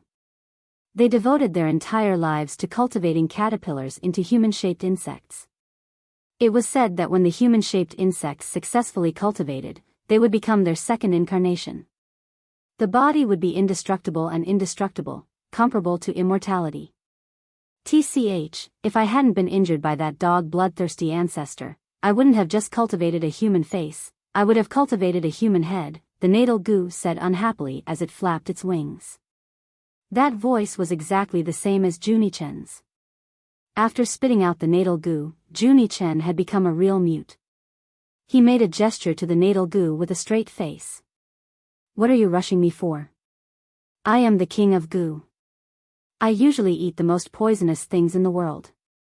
Now I have to suck the blood of an old man to detoxify him. How miserable. The natal goo muttered as it flew to Master Dongfang's neck. Then it opened its mouth, revealing its sharp white teeth, and bit down on the blood vessels on the neck. The natal goo's attack was much more powerful than the pink caterpillar. The black gas on Master Dongfang's face dissipated like a receding tide, disappearing without a trace in the blink of an eye. The pink caterpillar wobbled out of Master Dongfang's mouth. Its body had grown 3 times its original size, and it was so fat that it had turned into a pink ball. It flew up and down, and finally fell to the ground with a thud. It bounced and rolled to the corner of the table. It'll be fine, right? Yi Jioga said as he picked up the round pink caterpillar. It has sucked too much poisonous blood, it can't live. Juni-chen gestured to Yi Jioga with a straight face. Can you give it a spirit beast pill? Yi Jioga felt it was a pity. After all, it was a hero, and a rare female insect.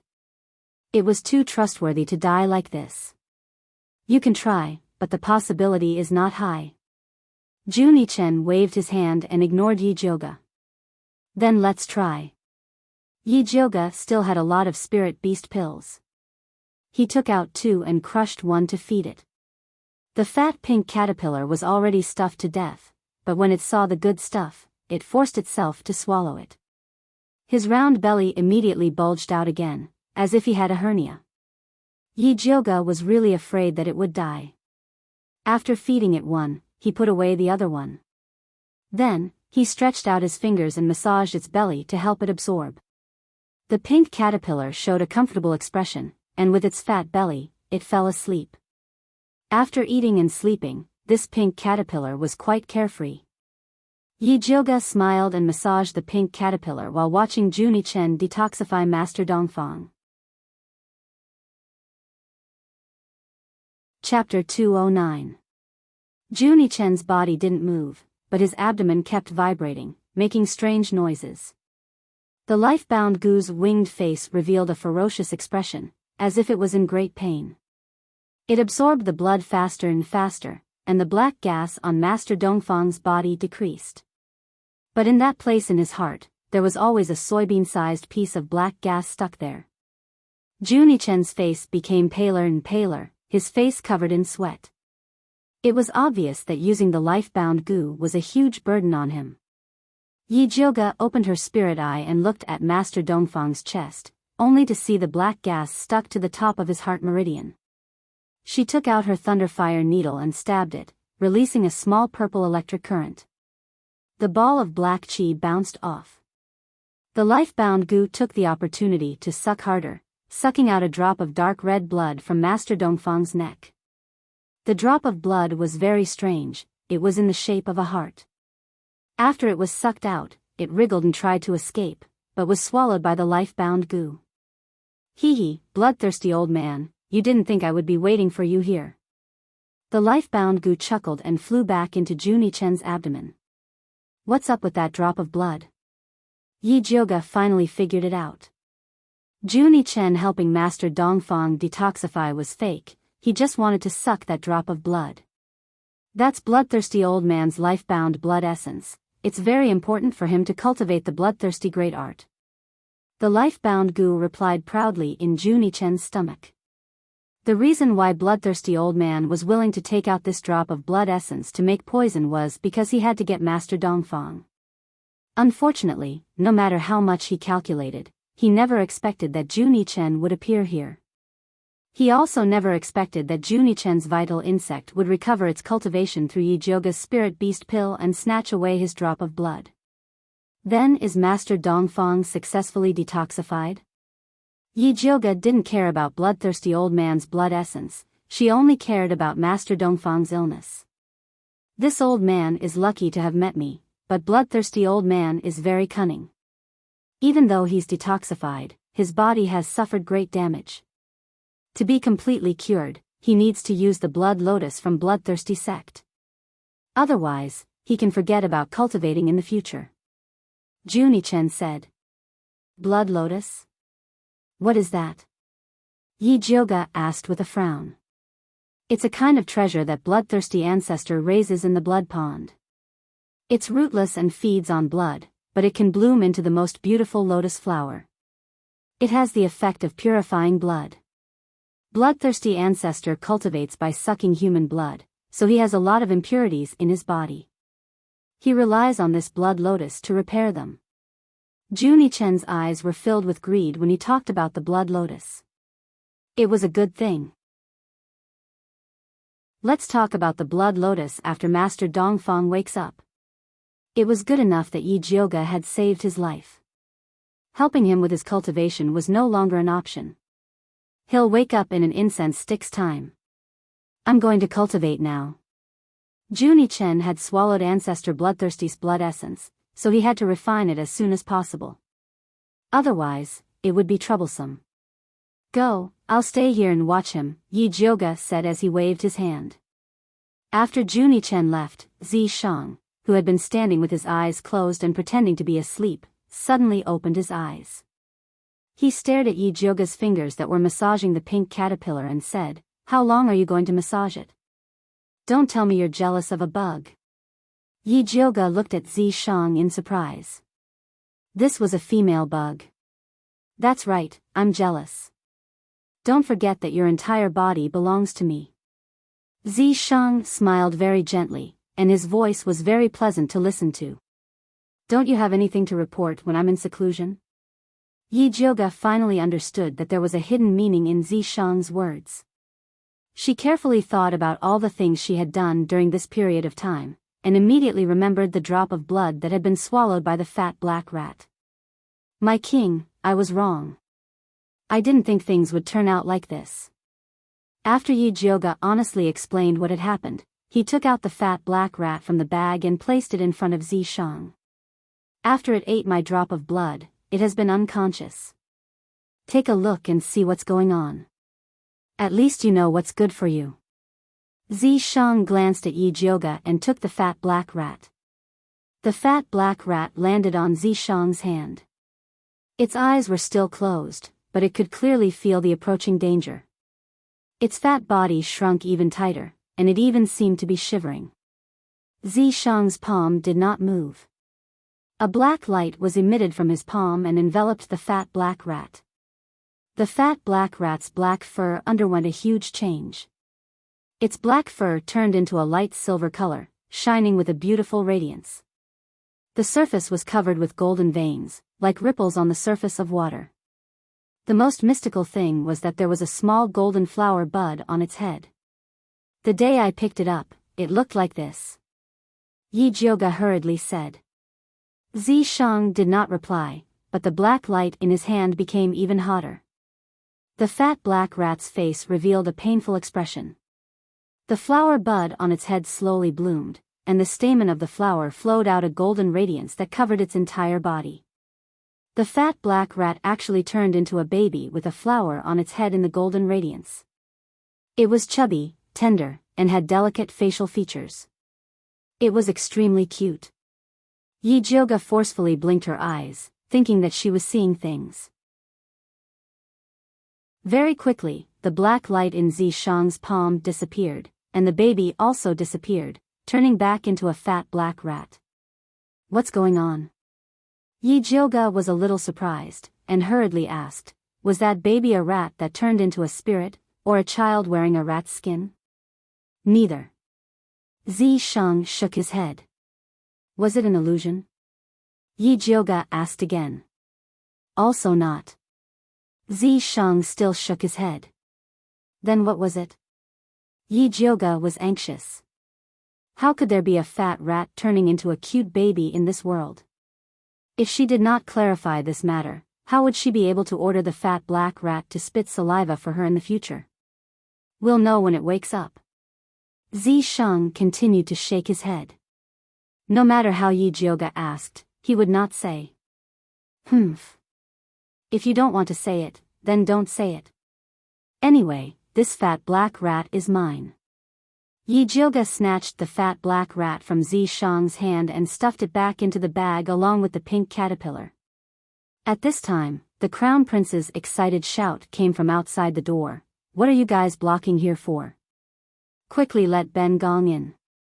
If anything happens to Imperial Uncle, can you afford to pay for it? Eldest Miss is inside helping Master Dongfang detoxify the poison. Unrelated people are not allowed to enter, Bai Songling replied coldly. Do you think this Empress is an outsider? Are Elder Chen and Elder Shao irrelevant people? The Crown Prince's voice was as sharp as a hen that had been strangled. He shouted hysterically at the door, Yi Jioga, come out. How dare you call Eldest Miss by her name? Bai Songling was also angry. Seeing that the situation was about to get out of control, Yi Jioga was still calm. She reached out to feel Master Dongfang's pulse. Seeing that his pulse was stable and there were signs of him waking up at any time, she raised her voice and ordered Bai Songling, let them in. Chapter 210. Yes. Bai Songling glared at the Crown Prince before calling Luo Tian to the side. The Crown Prince snorted disdainfully and rushed in first. Elder Chen and Elder Shao hurriedly followed him into the house. Yi Jioga sat on the chair with a smile. She was dressed in a sky blue dress that made her look like a cloud blooming in the clear sky, ethereal and beautiful. Zi Shang stood quietly behind her. His eyelids were slightly drooping, as if he was asleep. As soon as the Crown Prince entered, he angrily pointed at Yi Jioga's nose and shouted preemptively, Yi Jioga, how dare you block us outside? Do you want to do something to Uncle? Yi Jioga didn't say anything. Even the smile on his face didn't change. Zi Shang raised his eyes slightly and a cold light flashed in his eyes. He raised his hand and shot a purple light at the Crown Prince. The Crown Prince screamed and was sent flying. He hung upside down on a tree. Speak human language when you come in. Don't scare Master Dongfang. Yi Jioga's voice was gentle and dignified as if she didn't know that her guards had pulled the Crown Prince out. Young mistress is right. Elder Chen and Elder Shao didn't dare to offend Yi Jioga. They nodded and didn't dare to look at the Crown Prince. Young mistress, is the poison in Master Dongfang's body cured? Elder Chen asked respectfully. Fortunately, I didn't fail you. As soon as Yi Jioga's voice fell, Dongfang Yao's fingers moved slightly. His eyelids twitched and he finally opened his eyes. City Lord, you're finally awake. Elder Shao hurried over to help him up. He was so excited that tears were about to flow. Dongfang Yao raised his hand to stop the agitated Elder Shao. He slowly sat up on the bed and lifted the quilt to get out of bed. City Lord, you've just recovered. You should rest for a while. Elder Chen said anxiously. I'm fine now. Where are Dongfang Jianming and Zhang Peng? Dongfang Yao's complexion was somewhat pale, but the sharp glint in his eyes was like a cold wind blowing past an iceberg, causing one's heart to shiver. The Crown Prince is outside. Zhang Peng seems to be busy with the alchemy pavilion. I haven't seen him for a long time. Elder Chen replied carefully. Get someone to catch Zhang Peng immediately. Dongfang Yao ordered. Yes. Elder Chen ordered without hesitation. Then, Dongfang Yao coldly ordered, 2 more men, bring that bastard Dongfang Jianming in. Capture. Elder Chen was shocked and exchanged a glance with Elder Shao. Dongfang Jianming was the crown prince. It didn't matter if he scolded him, but if he was caught, it would be a big deal. Therefore, neither of them dared to make a move. I've been sick for a while, so my words don't matter anymore, right? Dongfang Yao's voice wasn't loud, but his aura was very strong. This subordinate wouldn't dare. Old Chen shivered and immediately turned around to instruct the guards of the concoction pavilion. What are you waiting for? Hurry up and take down the crown prince. Yes. The guard of the concocting medicine pavilion did not dare to ask any more questions. He immediately grabbed the crown prince, who was hanging on the tree, and brought him inside. Imperial uncle, what are you doing? The crown prince was greatly shocked and roared at Yi Jioga. Did you use an evil technique on Imperial uncle to have him deal with me? Shut up. Dongfang Yao abruptly picked up the teacup on the table and viciously threw it at the crown prince. There was a bang. The teacup splashed on the crown prince's face, leaving a bruise full of blood. Dongfang Jianming, you're a heartless beast. You dare to collude with evil cultivators to murder Miss Yi. You didn't even spare this old man. You deserve to die 10,000 times over. Dongfang Yao gnashed his teeth and cursed. Imperial uncle, I didn't. The crown prince shook his head like a windmill. You still dare to quibble at this point? These past few days, Su Junqing and Xiong Yunhu have been talking about your good deeds at my bedside. Dongfang Yao's words scared the crown prince and made him pale. The crown prince's body softened as he knelt on the ground, wailing and begging. Imperial uncle, I'm wronged. Su Junqing falsely accused me. You don't have to say any more. Our Dongfang family doesn't have a cruel and unscrupulous beast like you. Come, take Dongfang Jianming to the prison and send him back to the capital. After Dongfang Yao said this, he seemed to have aged 10 years. Although he didn't like this nephew, he was still heartbroken to be murdered by him and his disciples. Imperial uncle, I was forced. It was Su Junqing who cast an evil spell on me. I'm innocent. Dongfang Jianming screamed and struggled desperately. The guards didn't dare to approach him. What are you waiting for? Do you want me to do it myself? Dongfang Yao angrily said. The guards didn't dare to hesitate and quickly dragged Dongfang Jianming away. And that Su Junqing, where did he go? Dongfang Yao asked again.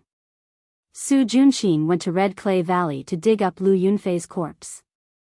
Yi Jioga replied. Immediately send someone to find him. We absolutely can't let him escape. Dongfang Yao hated Su Junqing the most now. I'll go. Bai Songling took the initiative to stand out. I'll go too. Yi Yu said. The blood feud between him and Su Junqing was absolutely irreconcilable. If he didn't catch Su Junqing himself, his heart wouldn't be reconciled. Yi Jioga said, Yi Yu, take some people to Red Clay Valley. Big Brother Bai, immediately send a message back and tell them to keep an eye on the Su clan. There was such a big commotion in the city last night, I'm worried that Su Junqing might have escaped. Okay, I'll do it right away. Yi Yu and Bai Songling replied in unison. Bai Songling decided to return to the capital overnight to personally keep an eye on the Su clan. Young Lady Yi is truly thoughtful. Dongfang Yao sighed. After this incident, he finally realized that Alchemy City didn't have enough time to deal with such sudden incidents. This gave the heretical cultivators an opportunity. Yi Jioga quickly advised, Grandmaster Dongfang is overpraising me. Your body has just recovered, you should rest well. I'm not tired. If young lady has time, can you accompany this old man to see Zijuan? Dongfang Yao was very polite towards Yi Jioga. He even changed the way he addressed her from little girl to young lady. I also want to see Senior Li. Yi Jioga and Grandmaster Dongfang went to see Li Zijuan. Although Li Zijuan was also poisoned, it was nothing compared to the royal poison in Grandmaster Dongfang's body. The reason why he didn't wake up for so long was because everyone was busy saving Grandmaster Dongfang. No one paid attention to him. Grandmaster Dongfang personally concocted an antidote for Li Zijuan and poured it down his throat. He quickly woke up. Li Zijuan struggled to get up and said, "Master, it was Zhang Peng who poisoned us." "I know it was him." Dongfang Yao pressed Li Zijuan down and said, "Elder Chen's group has already sent people to capture him. He won't be able to escape for long." "Master, this disciple really doesn't understand. You treated Zhang Peng so well and even let him manage the alchemy pavilion.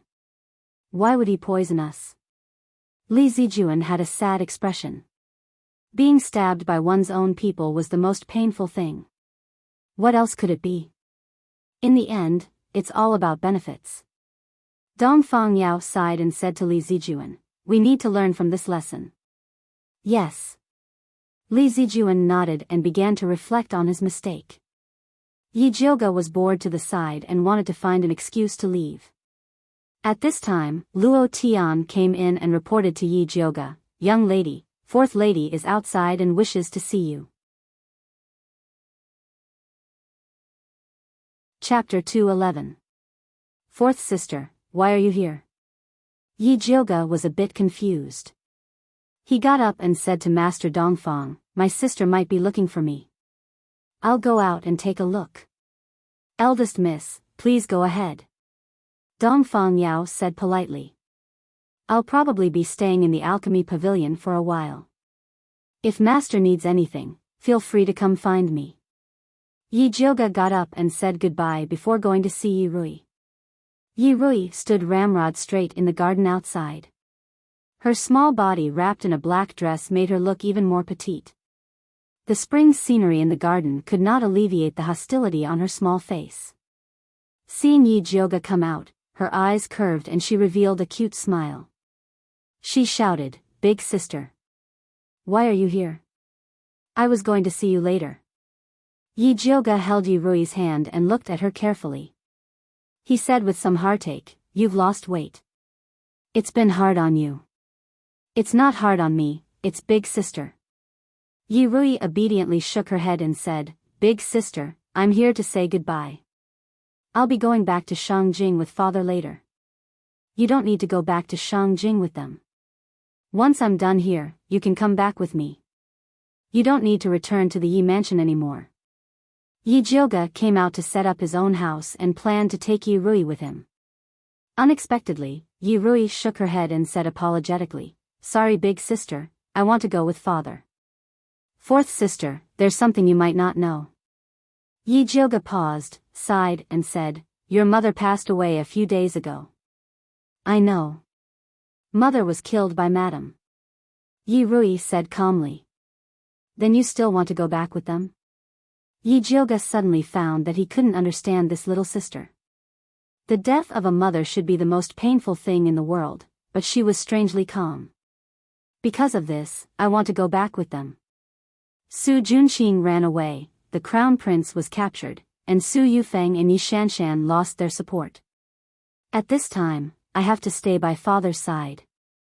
Only then can I get revenge for my mother. Yi Rui's calm voice hid a strange and gloomy undercurrent.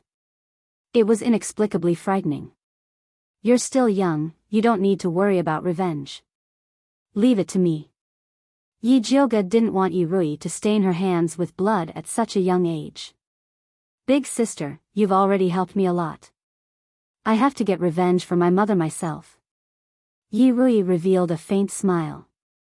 He bowed to Yi Jioga and left without looking back. His short and thin body exuded an indescribable determination. Yi Jioga sighed. When he returned to his room, he was still worried about Yi Rui. Yi Jioga sighed. When he returned to his room, he was still a bit worried. "Don't talk nonsense. She's still young." Yi Jioga frowned. It was already hard enough for her to have a bewitching man as her creditor. She didn't want to have another demoness as her younger sister. "That's not up to you." Zi Shang shrugged. He would never tell Yi Jioga that Yi Rui had already become a little obsessed. "Humph, with me around, even if she enters the demonic sea, I will pull her out." Yi Jioga rolled his eyes at Zi Shang. She didn't believe that Yi Rui would become a demonic cultivator at such a young age. She didn't expect that Yi Jioga would suddenly move to Yi Jioga's side. He pretended to be wronged and said, "Little heartless. You only want to help your sister. Why don't you help me?" "Help you what?" Yi Jioga was confused. "Right now, I'm floating in the sea of desire. I'm just waiting for you to help me," Zishang said matter-of-factly. He didn't forget to give Yi Jioga a flirtatious look, driving at the slightest disagreement. "Do you really think your sister is easy to bully?" Without hesitation, Yi Jioga elbowed him back and said, "Scram. TSK, you little violent." Zishang quickly dodged Yi Jioga's attack.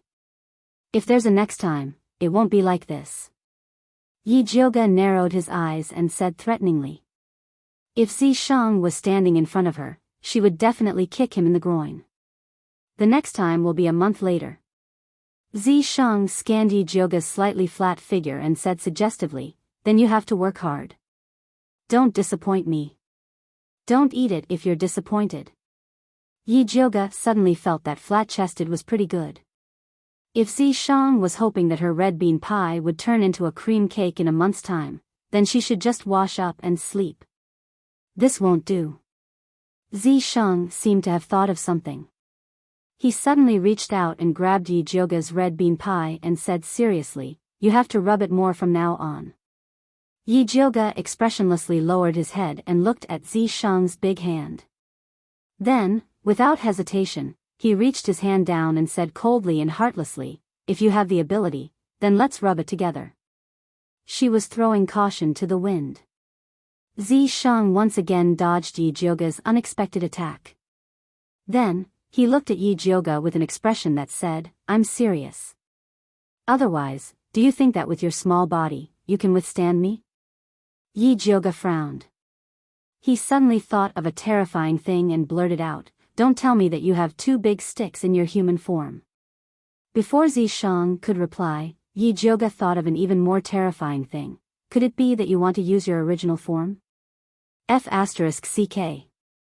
You beast." Yi Jioga rejected beasts thousands of times. "What are you thinking?" Zishang felt that he couldn't keep up with Yi Jioga's unrestrained thoughts. "No." Seeing that Zishang didn't have that thought, Yi Jioga heaved a sigh of relief. "I didn't expect little Jioga to have such a heavy taste." Zishang squinted his eyes. His eyes flashed with a dangerous light as he said slowly, "Original form, right? I will let you be satisfied one day." However, the previous half-human half-snake was not his complete form. If little Jioga saw his true form, he would probably be shocked. "No need, I'm already satisfied." Yi Jioga shook his head decisively. As she said that, she felt that something was wrong. Why did she feel like she was thirsting for Zishang's human form? "All right, little Jioga, you don't have to say what you mean. I understand." Zishang winked at Yi Jioga with his peach blossom eyes. Yi Jioga continued to be expressionless. Just as she was thinking about how to suppress this arrogant guy, Zishang put away his playful look and said seriously, "I want your Vitaline, not to use you as a cultivation furnace. Although the meridians in your body have been cleared, the 9 poison bone shattering is still in your dantian. If you can't open up a dual cultivation channel in advance, your dantian will explode." Hearing this, Yi Jioga understood. Zishang didn't sleep with her for free. He gave her benefits. Not only could this benefit greatly increase her cultivation, it could also strengthen her dantian and prevent the 9 poison bone shattering from spreading. Although the 9 poison bone shattering did not explode, Yi Jioga understood that it was a time bomb. Once her cultivation increased, it would explode. "Tell me what to do. I will listen to you." Yi Jioga nodded seriously. This matter couldn't be underestimated. "Now, strip and lie on the bed," Zishang said in a more serious tone. Chapter 212. I'll take it off. Yi Jioga was ready to risk everything this time. She grabbed the belt with both hands and started to take it off boldly. She was so open that Zishang felt a little scared. Could it be that he had gone too far and had driven this lass crazy instead? Thinking of this, Zishang couldn't help coughing and said seriously, "Since this is your first experience, it's fine if you don't take it off. Lie down." Yijioga didn't say much about Zishang's unfaithful attitude. She quickly lay down. "Close your eyes and feel it." Zishang covered Yijioga's eyes with his slightly cold hands. In the darkness, Yijioga could only smell a faint fragrance coming from Zishang's body. Unlike the gentleness of a woman, this fragrance was even more invasive. It made one feel a little thirsty, as if they were bathing in fire. Yijioga resisted the urge to lick her lips and quickly corrected her attitude. Even if she wanted to be horny, it couldn't be now. This might be Zishang's conspiracy. She had to resist the temptation. Yijioga calmed down and closed her eyes to feel Zishang's next action. The pair of big hands first put 3 inches below her navel and gently rubbed it. The strength was moderate and very comfortable. Then slowly, he pressed those acupuncture points regularly. It was sore and swollen, but after the sourness passed, it was comfortable. When Yijioga was so comfortable that she almost fell asleep, Zishang's hands gradually came to the acupuncture point on her chest. Suddenly, a sharp pain rushed to her head. Yijioga's body bounced up like a fish on the shore, but Zishang pressed her down hard. "Bear it." Zishang's voice was not flirting at all, but unprecedentedly serious. It was the first time that Yijioga saw such an attitude from Zishang. She gritted her teeth and endured it. Zishang's hands were glowing with a faint black and purple light. He pinched Yijioga's chest as if he was kneading dough. Yijioga's face was a little twisted. She only felt that those acupuncture points were sore and swollen as if they were bitten by ants. It was so uncomfortable that her toes couldn't help curling up. Although the whole process didn't last long, Yijioga broke out in a cold sweat, and her back was wet. Her messy black hair was wet with sweat and stuck to her pale forehead. She looked very embarrassed and weak. "Are you all right?" Zishang didn't expect Yijioga to have such a big reaction. "How long do I have to press this?" Yijioga lay on the bed like a dead fish. Although the process was very painful, she had to admit that after Zishang rubbed her chest like this, her breathing became much smoother. "Your qi and blood are very stagnant. You have to clear them once a day. However, the first time will be more painful, but it will be fine in the future." Zishang didn't tease Yijioga this time. Instead, he gently wiped her sweat with a soft towel. Yijioga nodded. As long as it was useful, she would endure it no matter how painful it was. "Do you want to rest?" Zishang asked. "No need." Although she was very tired, now was not the time to rest. Alchemy City still had many things to do. Yijioga took out the storage bag that he got from Lu Yunfei and took out a piece of human skin. It was Gong Hongyu's skin. Zishang immediately understood Yijioga's intentions. "Are you going to give it to Gong Honglei?" "That's right. I have to give him a chance to take revenge." Yijioga smiled meaningfully. She took the skin and went to find Gong Honglei.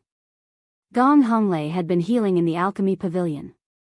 When he saw Yijioga, he couldn't help but feel embarrassed, guilty, and remorseful. He stiffly greeted her, "Miss Yi, please sit." "Young Master Gong, there is no need to be so polite. I came today to give you something," Yijioga said without beating around the bush. "What is it?"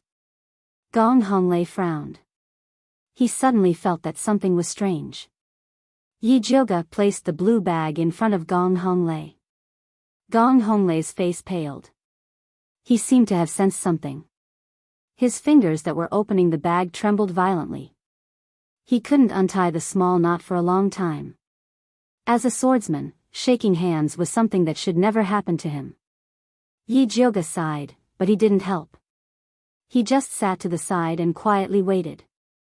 In the end, Gong Honglei opened the bag. A white human skin lay quietly on the soft cloth. The head was facing him. There was a small black mole on the cheek. Gong Honglei felt as if he was struck by lightning. His heart ached and his eyes turned red. He couldn't help but cry. A man doesn't cry easily. It's only when he's deeply hurt. Gong Honglei's parents died early. Only he and his sister Gong Hongyu were left. At that time, they were still young and weren't valued by their family. Their early years were very difficult. It wasn't until he revealed his sword cultivation talent at the age of 10 and entered the Limitless Sword Pavilion as an inner disciple that his sister's status rose. Maybe it was because she was bullied in her early years, but his sister's personality became more and more arrogant. Because he loved his sister, he always protected her. He always felt that although his sister was a little willful, she wasn't an evil person. He didn't expect her to die a horrible death. The dead are dead. Young Master Gong, please restrain your grief. Yi Jioga knew that this sentence was very weak. However, he couldn't find any other words to comfort him. Gong Honglei quickly adjusted his mood. After he carefully put away his sister's human skin, he solemnly cupped his hands and bowed deeply. Miss Yi, I was too reckless before. That's why I listened to the slanderous slander and misunderstood you. Please forgive me, Miss Yi. No problem. Seeing that Gong Honglei was willing to admit his mistake, Yi Jioga's impression of him slightly changed. Thank you. Gong Honglei stood up and suddenly said, I plan to take action tomorrow and go to the Su family in Shangjing. Yi Jioga frowned. It seemed that Gong Honglei had already heard the news of Su Junqing's escape. She pondered for a moment before shaking her head. Su Junqing is sinister and cunning. I don't think he will return to the Su family at this time. If young Master Gong wants revenge, I have a suggestion. Miss Yi, please speak. Gong Honglei solemnly said. His Highness the Crown Prince is also one of the masterminds. Wandaran was ordered to secretly bring him back to Shangjing. If young Master Gong directly goes to the Emperor to seek justice, I believe the Emperor won't dare to protect the Crown Prince. Yi Jioga said it lightly, but if the Crown Prince heard it, he would definitely go crazy. This was his last chance of survival. Alright, I'll go back to Shangjing with Wandaran. Gong Honglei had long suspected the Crown Prince, so he agreed without hesitation. Young Master Gong is wise. I'm sure Miss Gong's spirit in heaven will feel gratified. It's getting late, goodbye. Yi Jioga and Gong Honglei exchanged a few more pleasantries before leaving his courtyard. Then, she handed the spiritual roots of blood, flesh, and human skin in Lu Yunfei's Qinkuan bag to Li Zijuan. Just when Yi Jioga was busy, Dong Fangyao secretly wrote a letter to Emperor Xian. Chapter 213. Dong Fangyao explained the ins and outs of the matter in the letter, and then strongly requested Emperor Xian to punish the little bastard, Dongfang Jianming. Finally, he mentioned that the Yunwei Si had sent a great expert called Yi Zi to protect Yi Jioga. He also asked Emperor Xian Wu to rope in this great expert at all costs. Thunder Country's Shangjing, Pure Purity Palace. After reading Dongfang Yao's letter, Emperor Xian Wu sat motionlessly on his throne with a dark expression on his face. The chief eunuch, Li Fud, was waiting on the side. His heart was beating rapidly, and he didn't even dare to breathe heavily. Ever since Gong Honglei forced the Crown Prince back to the capital and demanded that they give the Gong family an explanation, the Emperor's face hadn't been clear for a single day. Suddenly, there was a commotion outside, as if someone was arguing outside. Li Fud panicked and wished he could go out and beat the guards and eunuchs to death. Didn't he know what time it was now? He actually dared to make such a fuss. Let's go out and take a look, said Emperor Xian Wu with his eyes closed. Yes. Li Fud wiped his cold sweat and went out. When he came back, his face was even paler. He said in a low voice, the Empress is outside asking to see you. Didn't I tell her to stay in the Fengyi Palace? Why is she here? Emperor Xian glanced at Li Fud and asked. It's this old servant's arrangements that were not good. Your Majesty, please punish me. Li Fud immediately knelt down in fear and trepidation. Actually, it could not be said that his arrangements were unfavorable. Although the crown prince had been placed under house arrest, Emperor Xian did not dare to announce that he had colluded with an evil cultivator. Instead, he had been looking for a suitable accusation. He did not strip the empress of her title, only placing her under house arrest in Fengyi Palace, having a few palace maids and eunuchs watch over her. Normally, these palace maids and eunuchs would be enough. Nevertheless, the empress was a spiritualist, after all. She had been nourished by various spiritual pills all these years, so her cultivation base was still there. After the incident with the crown prince, she had been asking to see the emperor. Seeing that no one was paying attention to her, she actually dashed out of the Fengyi Palace like a madman. Only when the palace maids and eunuchs chased after her did she let out an uproar. Take her back and feed her some spirit-dispersing pills. As for those trash from the Phoenix Ritual Palace, do as you see fit. Emperor Xianwu closed his eyes again as if he did not know that the spirit-dispersing pill was fatal to a spiritualist. Yes. When Li Fud heard this, he knew that the emperor really had no feelings for the empress. He quickly went out to give the order, and the noise soon stopped. The once glorious empress was dragged back to the Fengyi Palace and forced to drink a spirit-dispersing pill. In the future, it would be difficult for her to even walk, much less come out to cause trouble. Li Fud quickly returned. He bowed beside Emperor Xianwu, not even daring to breathe loudly. The entire Palace of Purity was as quiet as a graveyard. Emperor Xianwu closed his eyes and casually asked, "How's the situation with the Su family?" Li Fud's cold sweat broke out even more. He braced himself and said, "Elder Su is still in a coma. Su Junqing didn't come back."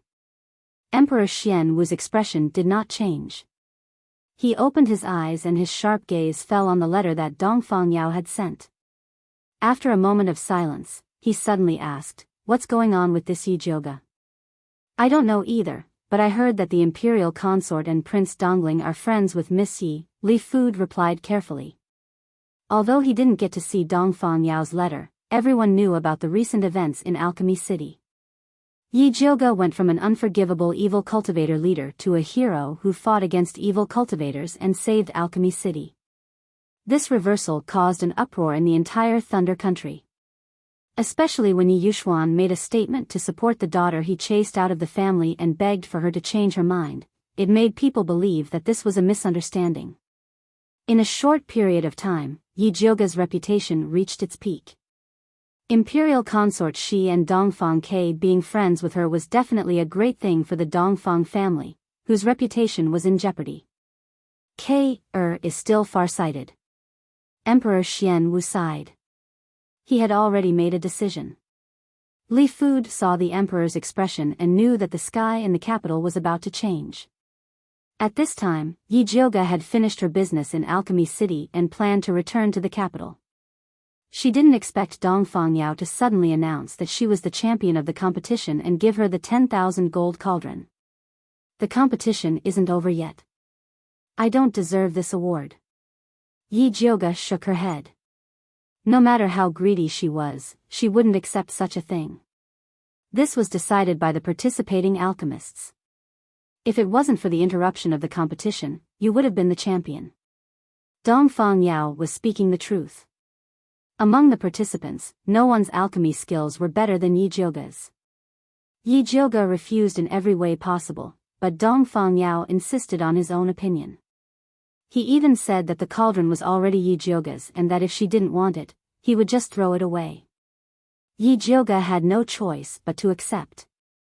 She converted the cauldron into silver and divided it equally among the family members of the alchemists who were killed by the evil cultivator. Dongfang Yao praised her.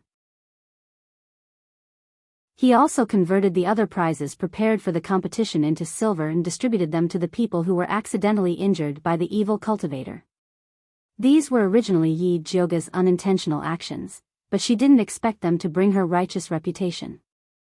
Even the damaged image of Alchemy City was restored. Just as Yi Jioge was preparing to return to the capital, Bai Songling sent a letter. Why did Elder Su suddenly disappear? Yi Jioge looked at Zi Shang in confusion after reading the letter. Could it be that there was a problem with his demon energy seal? Zi Shang shook his head. Without him personally removing the seal, the old man wouldn't wake up. Could it be that Su Junqing saved his grandfather? Luo Tian asked from the side. Impossible. Elder Su is a burden right now. Su Junqing won't gain anything by taking him away, unless Su Junqing has other uses. Yi Jioge's expression changed when he thought of this possibility. Luo Tian also thought of this possibility and asked in shock, "You mean Su Junqing wants to use his grandfather to cultivate?" Although Bloodthirst sect used human blood to cultivate, it was still rare to see beasts who used their own family members to cultivate. It's very possible. Yi Jioge's heart sank. During this time, Su Junqing had searched for all kinds of spirit doctors, but none of them could cure the old man's strange illness. It was normal for him to want to use the old man as trash. Su Junqing has always been ruthless. It's not strange for him to do something like this. Yi Yu gritted his teeth. Back then, when his sister, Yi Yunji, was pregnant with Su Junqing's child, he was the one who personally gave it to the Bloodthirst sect. Send a letter back. We must find Su Junqing. We can't let him take Elder Su back to Bloodthirst sect, Yi Jioge said seriously. Yi Jioge said solemnly. If Bloodthirsty ancestor ate old man Su, he might really succeed in leveling up. That would be very bad. Chapter 214. Song Ling and Zi Yang have sent people to find him. But Shang Jing's security is so tight that Su Junqing managed to find a loophole. It'll be harder to catch him now. Luo Tian wasn't optimistic. Yi Jioge thought for a while and asked Luo Tian, "Can you raise a parasite that can track evil energy?" "I can't. Only the young master can raise parasites. But he's in seclusion right now. He'll probably come out in 2 days." Luo Tian shook his head. Bloodthirsty's blood essence wasn't that easy to refine. Wait for him here. When he comes out, ask him to raise the tracking parasite. Yi Jioge quickly made up his mind and said, "We'll return to Shangjing first." Yes. Luo Tian nodded and decided to help the young master refine the blood essence faster. Blood Cloud Peak, 3,000 miles away from Shangjing. Bloodthirsty's ancestor was sleeping on a big redwood bed with his eyes closed. 4 beautiful and graceful blood slaves dressed in thin gauze surrounded him and served him. 2 beautiful and charming blood slaves gently massaged his legs. The other 2 older blood slaves were holding heavy feather fans to fan forefather Bloodthirsty. The blood slave on the left had a red mole between her eyebrows. She was Yi Yu's sister, Yi Yunji. Recently, many young and beautiful blood slaves had come. The ancestor quickly got tired of her. If Lu Yunfei hadn't asked for her skin before she left, she would have been sent to the blood cave to become a cauldron. Today, she had earned the right to fan and serve him because of her obedient behavior. The cave was silent except for the sound of the fans flapping in the wind. Bloodthirsty's ancestor closed his eyes. His wrinkled face looked like a shrunken orange. Suddenly, he opened his eyes, and a sinister light shot out from them. "Ancestor?" The 2 blood slaves massaging his legs lifted their heads in confusion. They didn't expect Bloodthirsty to kick them. With a loud bang, the 2 blood thralls were torn into pieces, flesh and blood splattering everywhere. Yi Yunji knelt on the ground immediately, not daring to say a word. "Ancestor, spare me," the other blood slave begged for mercy with tears on her face. The gauze on her body slid down, revealing a large area of her white skin.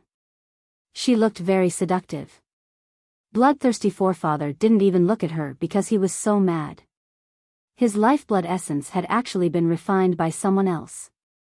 This was absolutely a great humiliation to him. At this time, the thin monkey-like man came in a panic and reported, "Old ancestor, it's not good. Senior brother Xiong's soul lamp has also extinguished. A bunch of trash." Bloodthirsty's forefather was so enraged that he slapped the charming blood slave to death. Yi Yunji crouched even lower and gave Skinny Monkey a pitiful look. The thin monkey-like man recognized that Yi Yunji wasn't in a good situation. He hurried to talk to Bloodthirsty's forefather. "Forefather, although senior brother Xiong is dead, Su Junqing's soul lamp is still lit." When Yi Yunji heard that Su Junqing was still alive, her eyes immediately emitted an extremely resentful light. She didn't expect that the heartless man was still alive. This was for the best. One day, she would dismember Su Junqing's body into 1,000 pieces. Yi Yunji pressed her forehead to the ground and used all her strength to suppress her excitement. Everyone else is dead, only he is still alive. He is quite powerful. As expected, Bloodthirsty's forefather shifted his attention. He squinted and asked, "Are there any of our people in Shangjing?"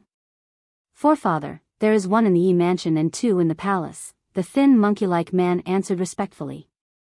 "How come there are only a few people? What can 3 accomplish?" Bloodthirsty's forefather frowned. The wrinkles between his brows were so deep that they looked like they were carved by a knife. "Forefather, you are wise. Right now, the people in Shangjing are all experienced. We can use them," the thin monkey-like man said carefully. "Okay," Bloodthirsty's forefather nodded and ordered, "Send someone to Shangjing. Tell them to investigate the truth. Be especially careful of that kid Su Junqing." Bloodthirsty's forefather paused and then quickly changed his words. "No, if you see him, bring him back immediately.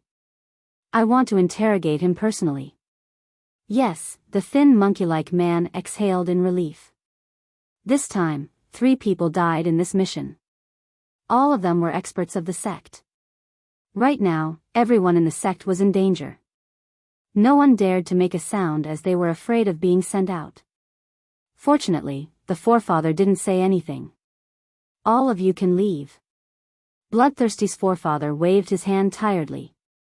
When the thin monkey-like man bowed and retreated, he imperceptibly waved his hand at Yi Yunji. Yi Yunji also quietly retreated with the thin monkey-like man. After leaving the forefather's cave mansion, the thin monkey-like man finally exhaled in relief. He wiped his sweat and said to Yi Yunji with relief, "I thought that arranging for you to fan the forefather would be a good job. I didn't think that this would be a disaster. You're lucky. Thank you, brother Thin Monkey. Otherwise, I would have died today." Yi Yunji's pretty face was full of gratitude.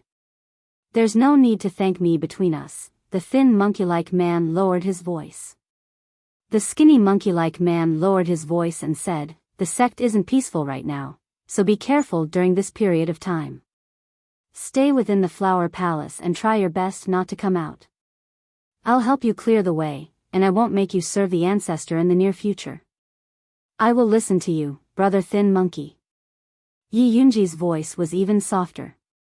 Her voice was very pleasant. It wasn't sweet or sticky, but it was clear and cold. Coupled with her gentle expression, it made people's hearts itch. "When I become a rank 2 blood guard, I will ask the forefather for a favor. I will ask him to reward you to me. At that time, you won't have to be afraid anymore." The thin monkey-like man looked at Yi Yunji's thin face with heartache and said softly, "Before that, you have to endure it. As long as I'm not sent to the blood cave, I can endure anything." Yi Yunji's pretty face flashed with fear. Her fragile appearance was even more pitiful. "Don't worry, I won't let you be sent to that filthy blood cave." The thin monkey-like man saw that the little beauty was still scared, so he lowered his voice and said, "The forefather's plan to kill Grandmaster Dongfang has failed. He's not in the mood to do that.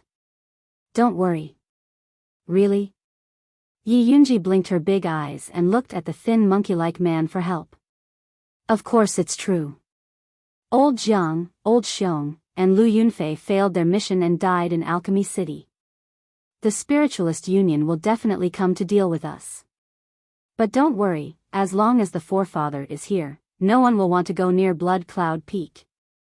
The thin monkey-like man looked left and right before taking out a blood pill from his belt and putting it in Yi Yunji's hand. He said softly, "Take this blood pill in secret. Don't let anyone find out." "All right, I won't say any more. Hurry back to Flower Palace. Brother Thin Monkey, you must be careful too. Don't make me worry." Yi Yunji said reluctantly. "Don't worry, I will definitely be fine." The thin monkey-like man kept urging Yi Yunji to leave. He looked at Yi Yunji's graceful back and revealed a silly smile. He had been by the forefather's side for so many years and had seen many beautiful blood thralls. However, Yi Yunji was the only one that made him feel different. He liked Yi Yunji's voice the most when she told him to be careful. It would make his heart feel warm. In order to keep this feeling, he had to cultivate harder. He had to save Yi Yunji before the forefather destroyed her. Chapter 2:15. Bloodthirsty Sect's dark passageways had only 2 oil lamps at the top of the cave at the corner, flickering with a dim light. Yi Yunji tried her best to hide in the shadows and silently walked toward 100 Flower Palace. After passing through a passageway, she met a few bloodthirsty sect disciples who had just returned from training. All of them looked at her curvaceous body under the red chiffon with lewd and explicit eyes. Yi Yunji turned a blind eye to this and continued walking forward. The forefather was very protective of his food. The blood slaves of 100 Flower Palace all had blood soul flowers. The fragrance of this blood soul flower was very special and easy to stick to. Anyone who dared to touch the forefather's blood slaves would be stained with the smell of the blood soul flower and die a horrible death. However, the forefather always liked the new and hated the old. After he was tired of playing, he would pull out the blood soul flower and throw the dead blood slaves into the blood cave for others to enjoy. The disciples had coveted Yi Yunji for a long time and laughed. "This blood slave has been with the forefather for a long time, she must be very good in bed.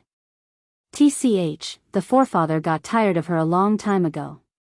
If he didn't promise to give her skin to Lu Yunfei, she would have been sent to the blood cave long ago. Little beauty, I advise you to learn how to sleep with 100 men in one night. Us brothers can't wait. 100 men isn't enough. I heard someone brought a blood beast and wants to merge with it to taste her. Fuck, the women they've played with are all rotten. What are we going to do? Don't worry, they're definitely staying behind to reserve the place. Ha ha ha, that's more like it." Yi Yunji ignored the malicious words of the bloodthirsty sect disciples and quickened her pace back to 100 Flower Palace. The 100 Flowers Palace sounded very beautiful, but it was actually just a slightly larger cave. Long and narrow chambers were chiseled on top and hung a broken curtain to form their residence. Hearing the sound of Yi Yunji's return, pale faces popped out from behind the broken curtain of the small chamber. The blood slaves here were all women with spirit energy. Bloodthirsty sect's forefather had planted blood soul flowers on them, and all of their spirit energy had melted into their blood. This blood soul flower was very magical. It would form a protective light around their bodies, making them invulnerable to weapons and poisons. It was impossible for them to commit suicide. Bloodthirsty sect's forefather was extremely cruel to those who wanted to commit suicide. The new blood slaves had seen it a few times and no longer wanted to commit suicide. They could only silently wait for death. Yi Yunji was the oldest and lived in the highest chamber. Following the rope that had fallen from the side, she stepped on the steps that were carved out of the cave wall and climbed up to her own cave. The chamber was very narrow and could only allow one person to turn around. Apart from a thin bedding, there was nothing else inside. She had nothing inside except for a thin mattress. Of the room.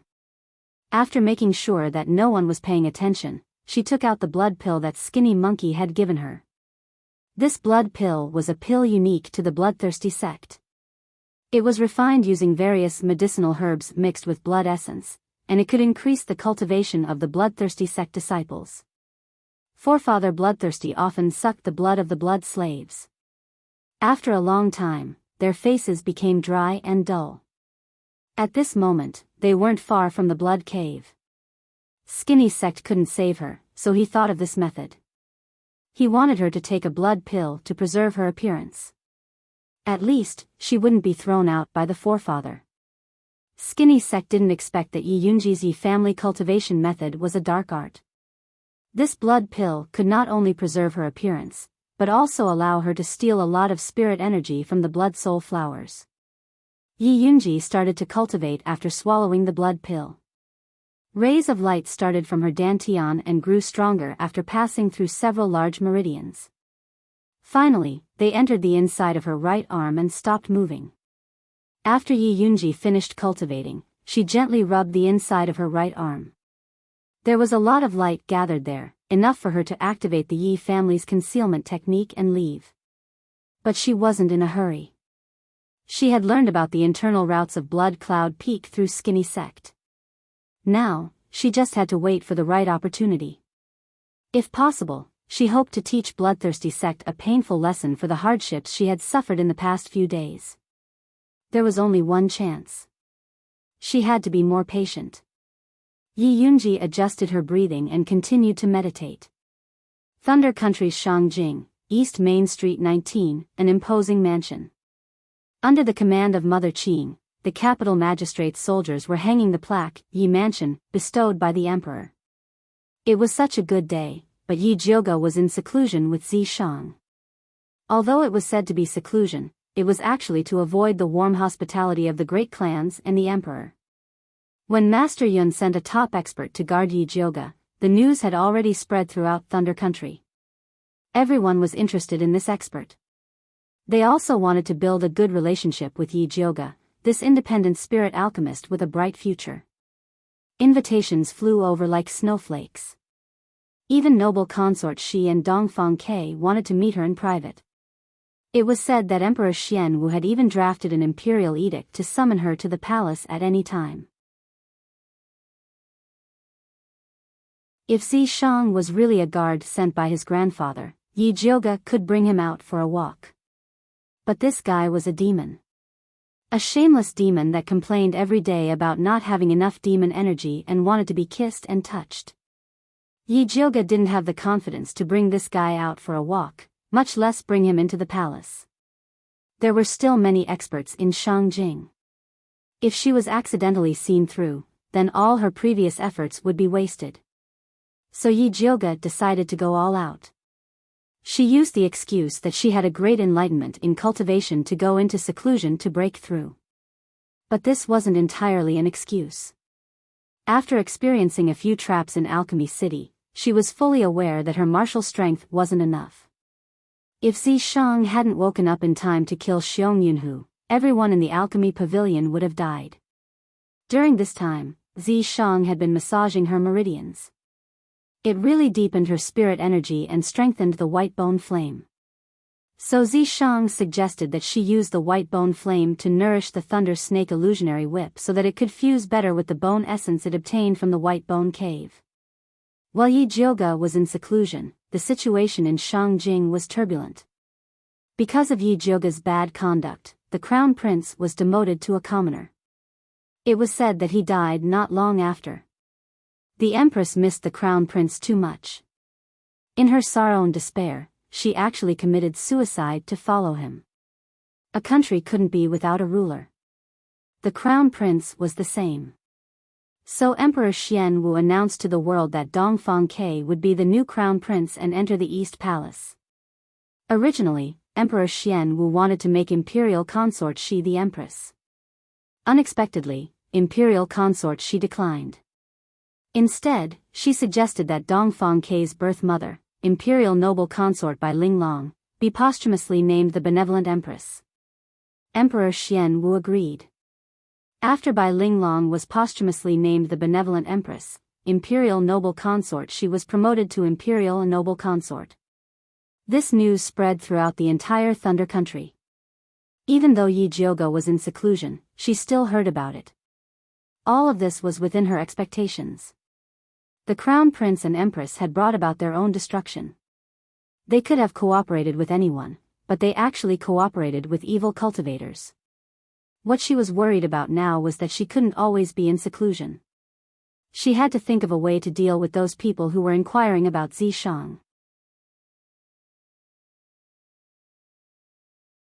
Chapter 2:16. Yi Jioga's table was piled up like a hill of invitations, but she didn't look at them. After thinking for a while, she had made a decision to go out and see Imperial Concubine Shi first. No, now she should call her Imperial Concubine Shi. Yi Jioga felt that as a woman, it was better to go to see Imperial Concubine Shi first than to see Xian Wu Emperor directly. However, Imperial Concubine Shi was very popular now. She didn't know if there was any change compared to before. After Yi Jioga decided, she went to the alchemy room to refine a bottle of beauty pills and prepared to go out. After being in seclusion for so many days, I can finally go out. Zishang stretched his body. Yi Jioga was in seclusion, so he, as her personal guard, naturally had to come in and guide her.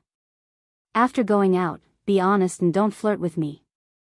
Yi Jioga had a headache when she saw Zishang's evil appearance.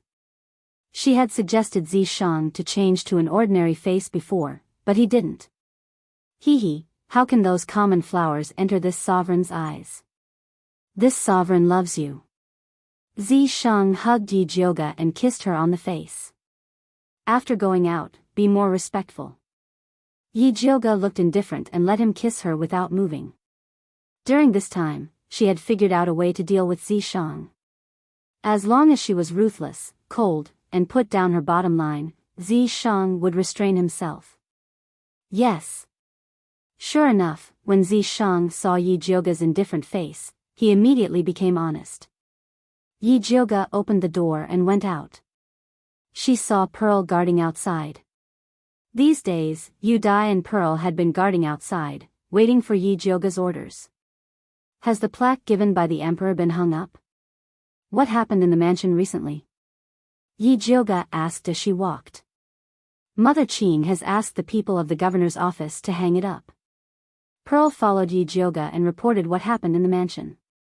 They left Yi Mansion to set up their own house. There were only maids and old women from Purple Forest Garden in the mansion. However, Yi Jioga announced that she would go into seclusion at this time. Fortunately, Mother Qing had been in contact with the old servants of the Yun family these years. Relying on those old servants, Yi Mansion was finally supported.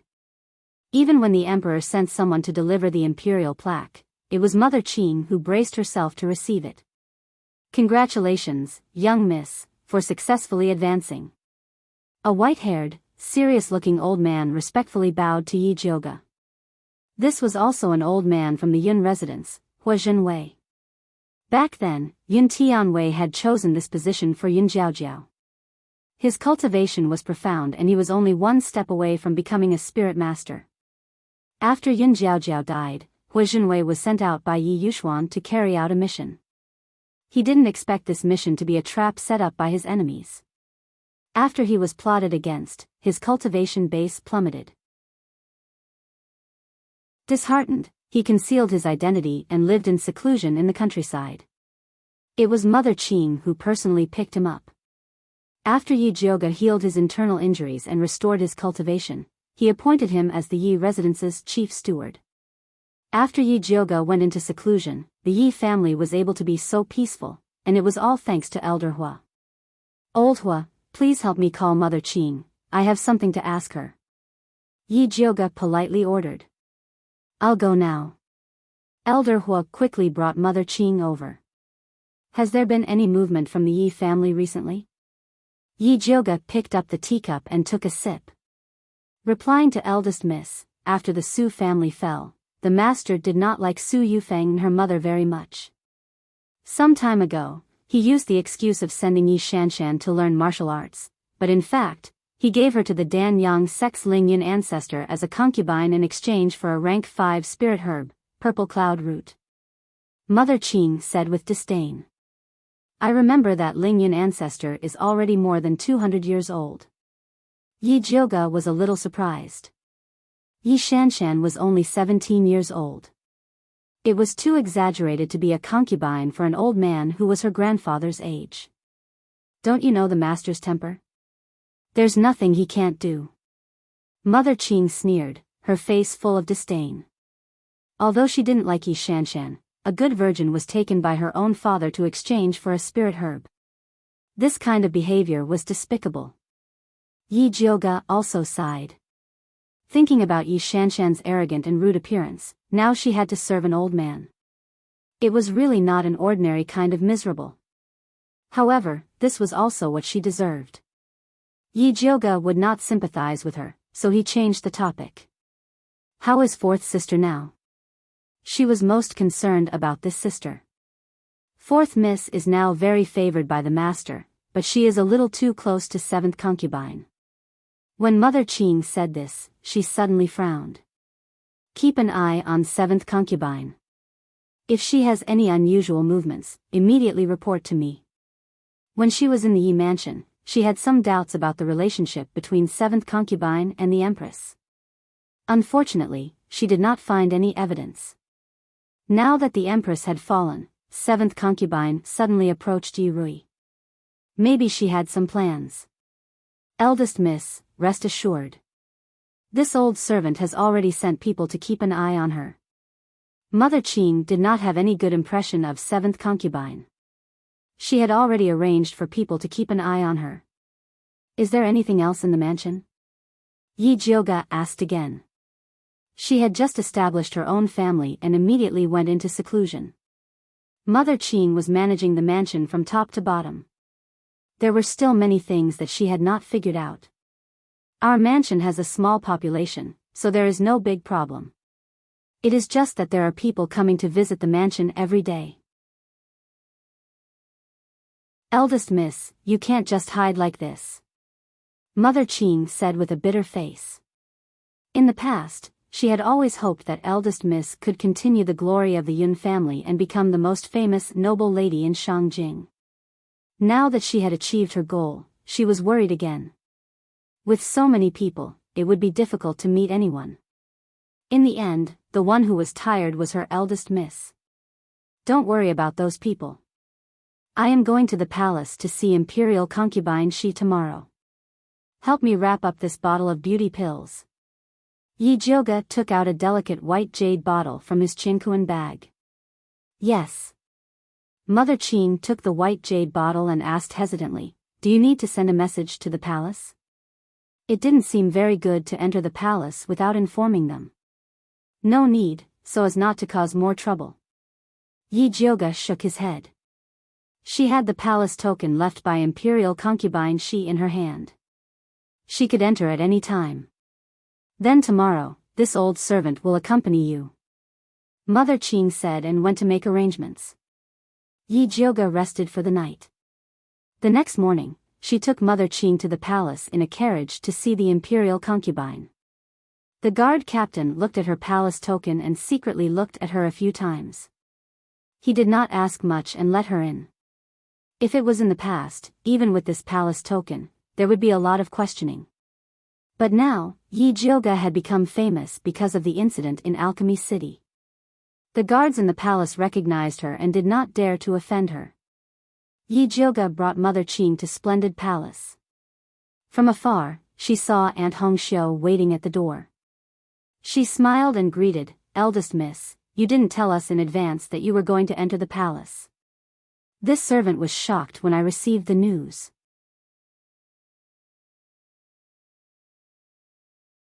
Chapter 217. I wanted to give you a surprise. Yi Jiuge also smiled. This is indeed a big surprise. She was so happy that she wanted to come out and pick you up personally. Hongxiu smiled. This is too much. Yi Jiuge knew that Hongxiu was joking, so he said a few words. Yi Jiuge entered Splendid Palace and saw Imperial Concubine Shi standing in the palace. Although it was just a simple white dress, it didn't damage her imposing manner at all. She was unreachable like the clouds, completely worthy of her title of Imperial Concubine. When Imperial Concubine Shi saw Yi Jiuge, she immediately greeted her with a smile. She held her hand and said, "Little Heartless, you finally know to come see me first after coming out of seclusion." Yi Jioga heard Imperial Concubine she call herself I and felt slightly relieved. It seemed that Imperial Concubine she hadn't changed yet. Imperial Concubine she took Yi Jioga's hand and sat down. A trace of guilt appeared on her beautiful face. "I'm really sorry about the plaque. I originally wanted the Emperor to name you Yun Mansion, but I didn't expect the Emperor." Imperial Concubine she sighed before finishing her words. When she learned that Yi Jioga was leaving Yi Mansion to set up her own house, she was sincerely happy for her. She wanted to ask the Emperor to name Yi Jioga Yun Mansion to support her. After all, Yi Jioga was the last bloodline of the Yun family and was also surnamed Yun. The Emperor didn't say anything at the time, but in the blink of an eye, he named Yi Mansion and sent it to Yi Jioga. She wanted to stop him, but it was too late. There's no difference between Yi Mansion and Yun Mansion. You don't need to take it to heart. Yi Jioga really didn't care. A name was just a title. If she had to change her name just to draw a line with Yi Yuxuan, it would be making a big fuss. No matter what, I didn't think this through. Imperial Concubine she let out a long sigh. If Yi Jioga hadn't helped her detoxify, she would still be living a miserable life in the Imperial Temple. How could she have the glory she had today, let alone push down the Empress and Crown Prince? If you feel bad, then accept this. Yi Jioga smiled and changed the topic. She took out the beauty pill from her Chinkuan bag. You give gifts every time you come. You're too polite. Noble consort she knew that Yi Jioga didn't want to talk about the plaque anymore, so she glared at her. When noble consort she took the gift and handed it to Hong Xiu, she gave her a look. Hong Xiu took the gifts knowingly and left with all the palace maids. When Yi Jioga saw this scene, she knew that noble consort she had something to talk to her in private, so she also straightened her face. Jioga, I heard that your grandfather sent a top expert to protect you. Is that true? Noble consort she's tone was very serious. It's true. Yi Jioga repeated the lie from before, then pretended to sigh in pity and said, "It's a pity that this expert's personality is too hard to figure out. He usually appears and disappears unpredictably. If he doesn't want to appear, I won't be able to find him." Yi Jioga's words were meant to stop those people from thinking of meeting Zishang. In any case, Zishang was a great expert, and he could not command him. If he wanted to see Zishang, he could go and find him himself. When noble consort she heard Yi Jioga's words, an expression of hesitation appeared on her face. Yi Jioga looked at her doubtfully. The expression on noble consort she's face changed again and again. Finally, she hardened her heart and said, "I've heard a rumor about Master Yun before, but I don't know if it's true or false. Whether it's true or false, please tell me directly." Yi Jioga sat up straight, showing that she took this matter very seriously. "You also know that I've been inquiring about Master Yun's whereabouts before. Later, I accidentally heard a news that Master Yun had been secretly killed because of a treasure map." After noble consort she finished speaking, she looked at Yi Jioga worriedly. Yi Jioga's face immediately turned pale. This expression was half real and half fake. She had suspected that the treasure map was related to her grandfather. Now, noble consort she's words were just to help her confirm it. But she didn't expect that her grandfather had been killed. Speaking of which, when she first returned from the 10,000 Zhang abyss, Yi Yuxuan's attitude was very strange, as if he had already determined that her grandfather was gone. Yi Jioga closed her eyes hard. When she opened them again, she had already calmed down. She asked noble consort she, "Where did you hear this rumor?" "It's not convenient to say. The most important thing right now is to find out whether the identity of that great expert is true or false." Noble consort she avoided Yi Jioga's gaze. She couldn't tell Yi Jioga that she had eavesdropped on this matter from Xian Wu Emperor. Although she used to hate Xian Wu Emperor, with the death of the Empress and Dongfang Ke moving into the East Palace, her hatred gradually faded.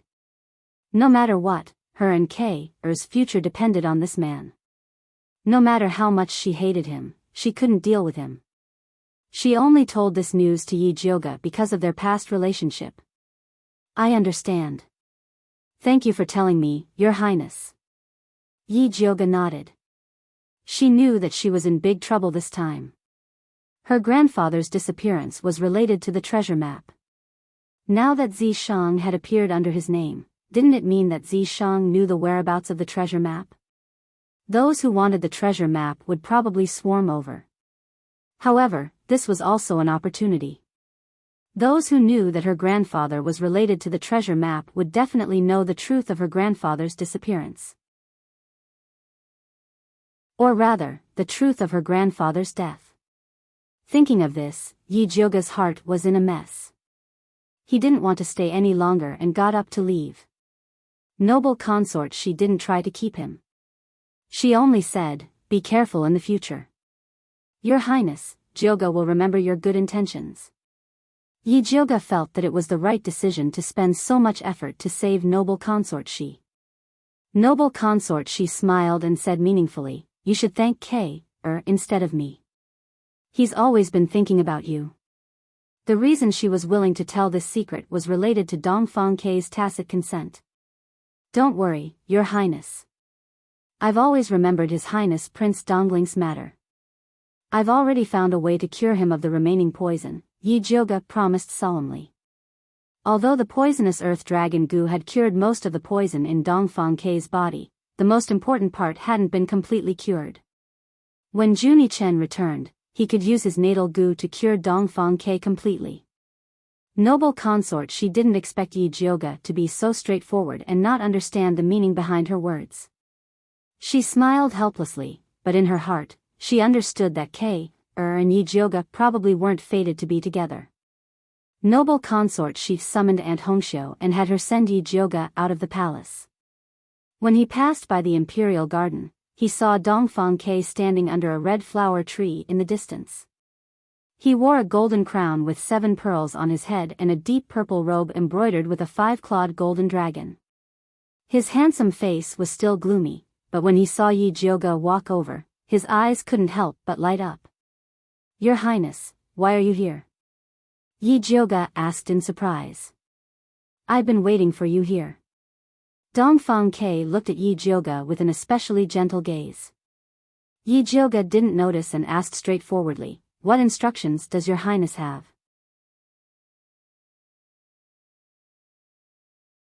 Chapter 218.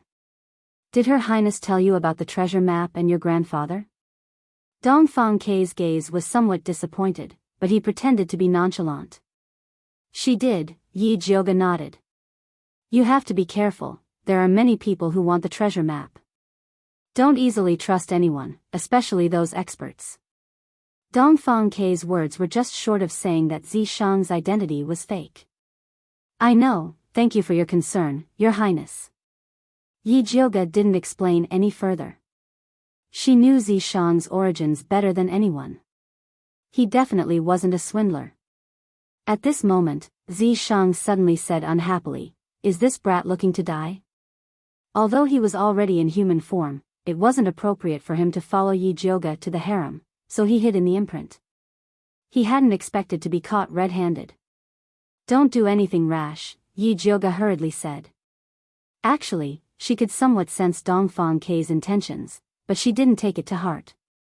Putting aside the fact that Zishang was a domineering obstacle, even without him, it was impossible for her and Dongfang K to be together. Because Dongfang K wasn't her cup of tea. Dongfang K didn't know that Yi Jioga was talking to Zishang in private. He even said sincerely to Yi Jioga, "No matter what happens, come find me if you need anything. I will always stand behind you." This was already equivalent to a confession. "Thank you, I will find Your Highness if I need anything. It's getting late, farewell." Yi Jioga clearly didn't take Dongfang K's words to heart. Since it was impossible, he shouldn't give Dongfang K any hope. Thus, Yi Jioga straightforwardly left. Dongfang K looked at Yi Jioga's departing figure for a long time before sighing softly. Although he had already guessed that Yi Jioga had no interest in him, he was still a bit disappointed that Yi Jioga had left so decisively. Your Highness? Aunt Hong Xiu's face was full of worry. Dongfang Ke quickly composed himself and instructed Hong Xiu, pass down the order to ensure Yi Jioga's safety. Although Yi Jioga had rejected him, he still didn't want to see anything happen to her. Yi Jioga returned to the residence and summoned Zishang. Come out and help me. Zishang quickly appeared from the mark and landed in front of Yi Jioga. He asked with a grin, say it. Even if I have to climb a mountain of swords or go through a sea of flames, I won't hesitate. He was very satisfied with Yi Jioga's attitude when she rejected him. I'm going to look for Yi Yuxuan tonight. Yi Jioga's face sank. Although she had long guessed that her grandfather's disappearance was related to Yi Yuxuan, no matter how much of a scumbag Yi Yuxuan was, he was still her biological father. She didn't want to take things too far until the very end. But now that it was related to his grandfather's safety, he had no choice but to go. However, if he wanted to get information from Yi Yuxuan, he would need Zishang's help. No problem. Zishang nodded without hesitation. The night sky hung high, the stars were lonely, and the moon was as cool as water. Yi Yuxuan was currently in his room drowning his sorrows in alcohol. His usually elegant figure seemed to be in dire straits. He didn't know what he had done wrong to end up like this. He had thought that breaking off the father-daughter relationship with Yi Jioga would be a quick move, and he would be able to get rid of this annoying evil girl. However, no one expected Yi Jioga to turn the tables in the face of adversity and become the hero against the evil cultivators. Meanwhile, he had become a joke. Even Emperor Xian Wu was making matters worse by giving Yi Jioga a new plaque. This was clearly encouraging her to go against him. The more Yi Yuxuan thought about it, the more annoyed he became. He couldn't help but drink another mouthful of alcohol. At this time, Song Bai quietly walked in and carefully reported, Master, Madam said that she's not feeling well and wants to invite you over to take a look. If you're not feeling well, go find a doctor. Don't bother me with everything. Yi Yuxuan was already a bit drunk and roared with a red face. The doctor said that Madam is depressed and needs to relax. Song Bai said with a bitter face. Ever since second young miss was sent away by Master, Madam had been crying all day. However, Master seemed to hate her to the extreme and hadn't even come to see her for a long time. They, the servants, were stuck in the middle and were bullied on both sides. Tell her that if anything happens to the child in her stomach, she won't be able to live. Yi Yuxuan said fiercely. If it wasn't for the unborn child, he would have written a divorce letter and told Su Yufeng to scram a long time ago. Song Bai didn't expect Master to be so heartless towards Madam. His heart pounded and he didn't dare to say anything else. He hurriedly left. Yi Yuxuan still hadn't vented his anger. He picked up his wine cup and smashed it against the wall. He angrily shouted, Slut, stupid woman. Back then, he thought Su Yufeng was a smart person. He didn't expect her to be even more stupid than a pig. If she's a stupid woman, then aren't you even more stupid? A cold voice rang out. Who is it? Yi Yuxuan fiercely looked around and saw a slim figure wearing a sky-blue dress standing by the mahogany window. Her black hair was simply tied into a snake bun with only a pearl hairpin. A few strands of hair fell to the side of her fair cheeks. Her eyebrows were black and her eyes were like peach blossoms. Her facial features were exquisite and overflowing with spiritual energy. She was like a fairy that had fallen to the mortal world.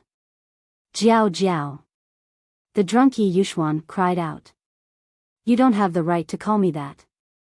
Yi Jioga coldly replied. Ever since she found her mother's life-saving pill in the secret compartment of the study, she knew that this scumbag of a father's love for her mother was fake. It's you. Yi Yuxuan's muddled mind finally woke up. The girl in front of him wasn't his first wife, Yun Jiao Jiao. She was clearly the evil girl, Yi Jioga.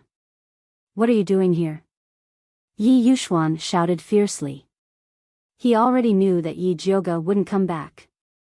The current situation clearly showed that she didn't come with good intentions. Let me ask you, does grandfather's disappearance have anything to do with you? Yi Jioga didn't bother being polite with his scumbag father and directly asked. What nonsense are you talking about? What does your grandfather's disappearance have to do with me? Yi Yuxuan raised his voice and glared fiercely at Yi Jioga like an enraged bull. However, Yi Jioga could see the weakness in his heart and coldly stared back at him. Cold sweat gradually appeared on Yi Yuxuan's forehead.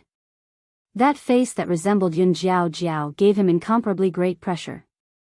His throat moved, and he couldn't help but guiltily look away. Suddenly, he noticed that there were 3 shadows on the dimly lit ground. The extra shadow was standing beside Yi Jioga. Yi Yuxuan abruptly looked up, but there was nothing beside Yi Jioga. No, there must be something fishy going on. An extremely beautiful face flashed through Yi Yuxuan's mind, and his heart immediately trembled. It must be that expert called Yi Zi beside Yi Jioga. Yi Yuxuan was just about to question Yi Jioga when he realized in horror that the shadow suddenly pounced towards him. The next moment, he froze on the spot, unable to move.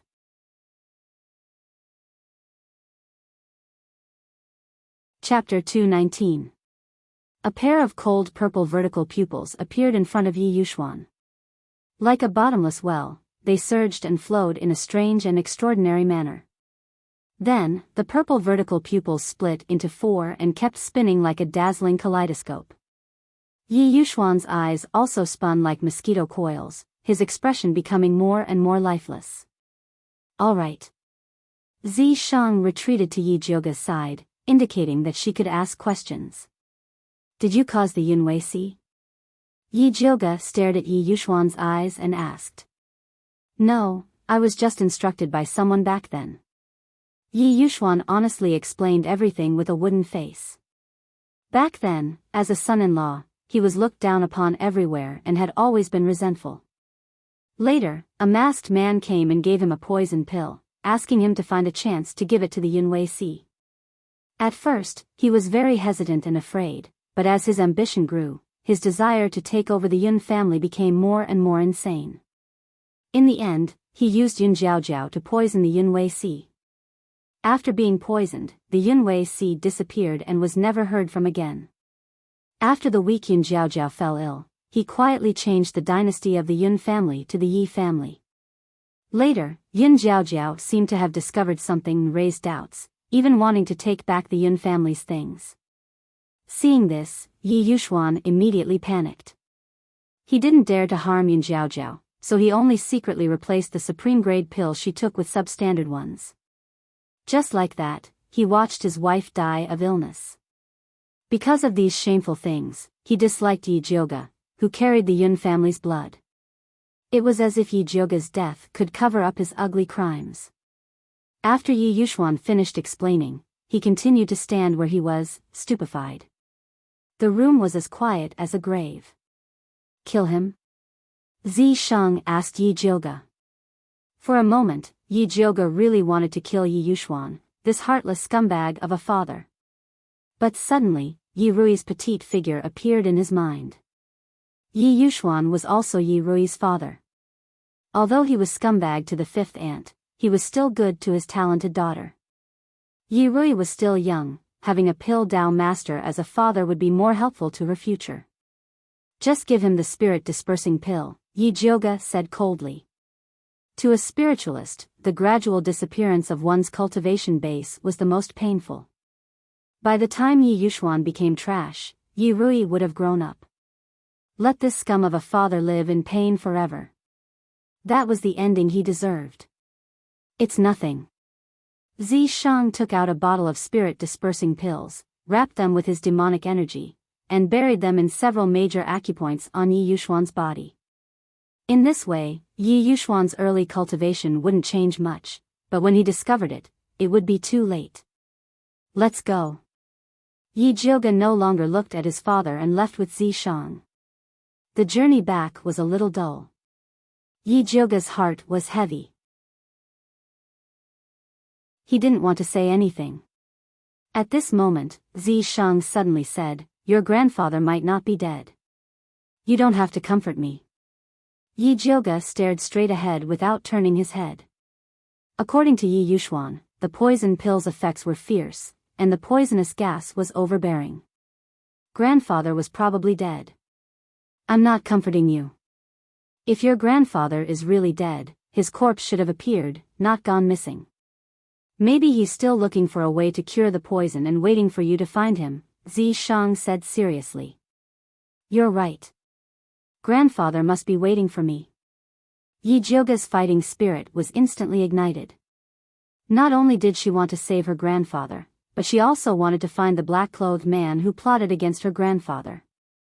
Yi Jioga thought about it, and the only clue she had was the treasure map. She returned to the mansion and immediately took out the treasure map. Currently, she only had 1.5. She got one from the crown prince. Yi Yu gave her half, and Yi Yunji still had the other half.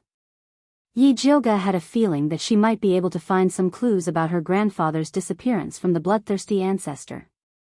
After all, the bloodthirsty sect was very good at poison pills. After Yi Jioga decided to go to the Blood Cloud Peak to deal with the bloodthirsty ancestor, she sent an invitation to Bai Songling and Wan Xiang, inviting them over for a chat. The two had long wanted to meet Yi Jioga, and immediately rushed over after receiving the message. Yi Jioga received them in the hall. The three of them greeted each other and exchanged some pleasantries. Yi Jioga then pretended to be chatting and asked Bai Songling, "Brother Bai, I heard that Juni Chen has already refined the tracking goo. Did you guys find Su Junqing?"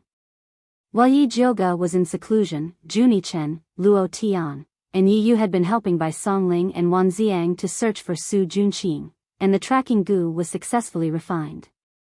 No, Juni Chen said that Su Junqing has escaped to the Blood Cloud Peak. Bai Songling said gloomily. They had set up many traps, but Su Junqing still escaped. It was really depressing. What did the Spiritualist Alliance say? Did they let the bloodthirsty sect's evil cultivators be arrogant? Yi Jioga asked. This was what she was most concerned about. Otherwise, she, Yi Yu, and the others did not have the confidence to go to the Blood Cloud Peak to save Yi Yunji. The Spiritualist Alliance is still discussing, but Master Dongfang personally went to the Spiritualist Alliance to offer a reward. He said that if anyone can find the Blood Lotus and kill the bloodthirsty ancestor, he is willing to exchange a master building pill. Bai Songling revealed a big piece of news. Master Dongfang actually has a master building pill? Yi Jioga was shocked. The master building pill could increase the chances of becoming a spirit master. Because the spiritual energy was getting sparser and the age of the spiritual herbs was getting lower, it was hard to refine the master building pill, which made it harder to become a spirit master. There were less than 10 spirit masters in the whole Thunder Country, and countless people were stuck at the advanced spirit master level. Although Yi Jioga's cultivation was still a distance away from that of a spirit master, it would not be wrong to get it. Thinking of this, she was a little tempted. Yes, many spirit masters are fighting to sign up, and there are many core disciples of famous righteous sections. It is said that hundreds of people have signed up. The Alliance is a little worried, not knowing who to send to lead the team. After all, the bloodthirsty ancestor is not easy to deal with. Bai Songling said emotionally. This master building pill was Master Dongfang's trump card. If he was not in a hurry to use the blood lotus to recover his cultivation, he would not have taken it out. I hope the Alliance can send more experts. That will be more beneficial to us. Although Yi Jioga was tempted by the master building pill, she still remembered that her most important mission was to rescue Yi Yunji and find clues about her grandfather's disappearance. First Miss is also going to the Blood Cloud Peak to kill the bloodthirsty sect? Bai Songling asked in surprise. The Blood Cloud Peak was thousands of miles away from Thunder Country. The journey there would definitely be dangerous. After all, the bloodthirsty ancestor would not be unprepared.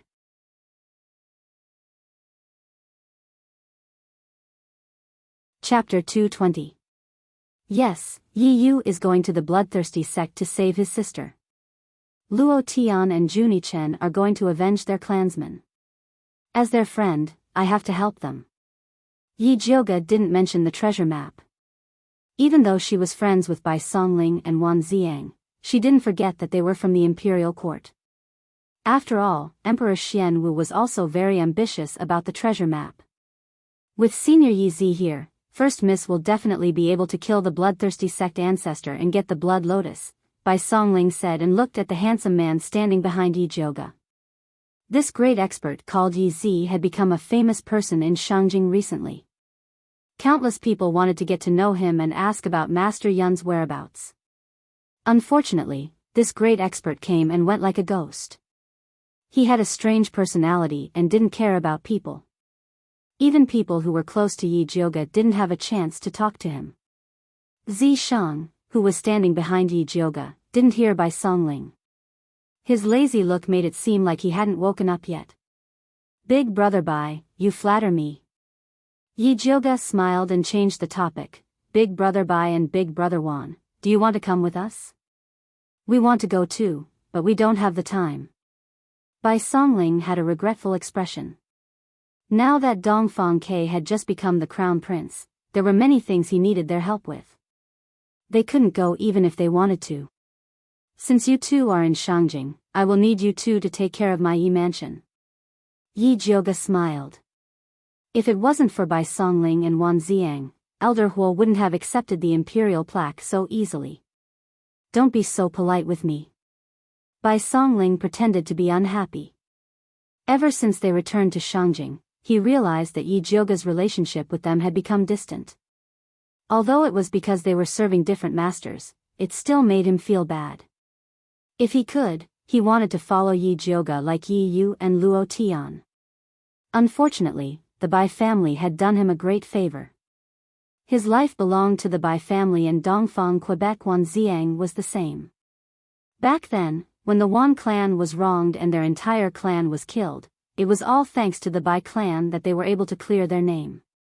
They had to repay this debt of gratitude. Yi Jioga also knew that it was impossible for them to go, so he said, I have another matter that I would like to ask for your help with. Just tell us what you need. As long as we can do it, we will definitely help, Bai Songling said without hesitation. The two of you also know that the bloodthirsty sect is not easy to deal with, so please help me find out more about the Spiritualist Alliance. Yi Jioga didn't stand on ceremony with them. They had some connections in the Spiritualist Alliance.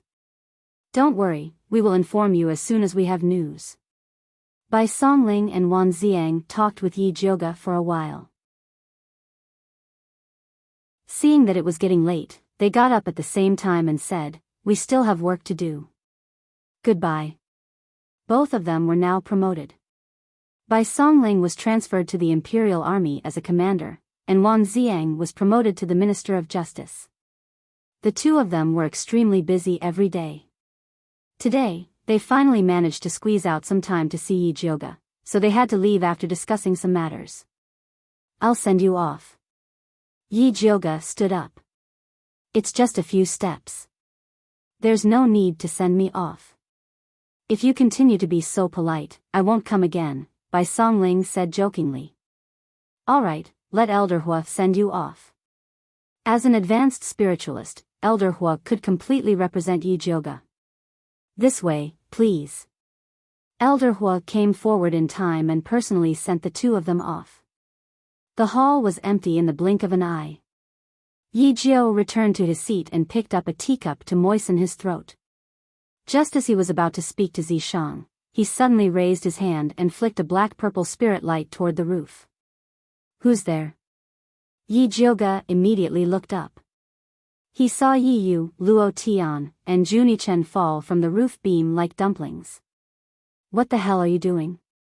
Yi Jioga put down his teacup and looked at Juni Chen with a puzzled expression. I don't want to run into that chatterbox Bai Songling, so I wanted to hide on the roof. Juni Chen looked at Zi Shang with some fear. Ever since he absorbed the drop of blood essence from the bloodthirsty patriarch, his cultivation had greatly improved. He thought he could give Yi Jioga a scare, but he didn't expect to be knocked down as soon as he touched the roof. This devilishly handsome man was indeed an expert. His accurate judgment was too terrifying. No wonder he could kill Xiong Yunhu, who was on a rampage. Boring, childish. Yi Jioga instantly understood Juni Chen's intention to show off. TSK, a little brat is a little brat. He used to pretend to be arrogant and cold, but now he finally showed his true colors. Luo Tian had always been indulgent toward Juni Chen, so accompanying him was understandable. But Yi Yu wasn't a child anymore. How could he be as mischievous as Juni Chen? Yi Jioga thought about this and asked Yi Yu, Juni Chen and Brother Bai are at odds, so it's normal that they don't want to see each other. Why don't you want to see them? It's not that I don't want to see them, but I don't want them to know about the treasure map.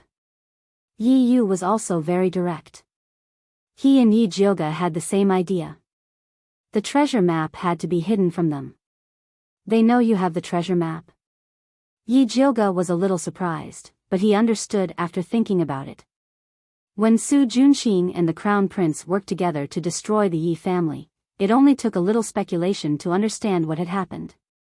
Yes, a lot of people have been asking about the treasure map recently. Miss, you must be careful. Yi Yu was very worried. The treasure map was originally an extremely secretive matter, but now that it was exposed after the Crown Prince fell, the situation in Shangjing was very chaotic. It's useless to be careful. At this time, we have to take the initiative and try to collect the treasure map as soon as possible. This time, the Spiritualist Alliance is going to deal with the bloodthirsty ancestor. We have to take this opportunity to save your sister. Yi Jioga said decisively. Okay. Yi Yu's spirit was lifted, and he nodded hard. He had been waiting for this moment for a long time. At this time, Juni Chen, who had been quietly listening on the side, suddenly asked Yi Jioga, if there was a treasure map in front of you, how much would you pay to buy it? From what you said, do you have a treasure map? Yi Jioga raised his eyebrows. The Bloodcloak tribe had always been low-key, and they didn't seem like people who would participate in this kind of thing. Yes, our tribe has a treasure map that has been passed down for generations. If you are willing to teach me beast language, I will give it to you. Juni Chen really wanted to learn beast language from Yi Jioga. I can't teach you beast language.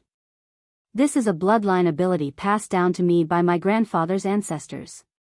Yi Jioga and Zi Shang had already rehearsed the lines, so he just needed to push it to his grandfather. Juni Chen frowned. If it was a bloodline ability, then there was nothing he could do. Thus, he simply changed his condition.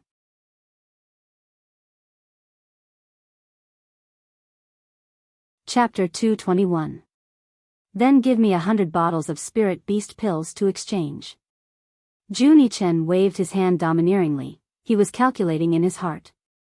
The blood-clothed Miao tribe only had him and Luo Tian left.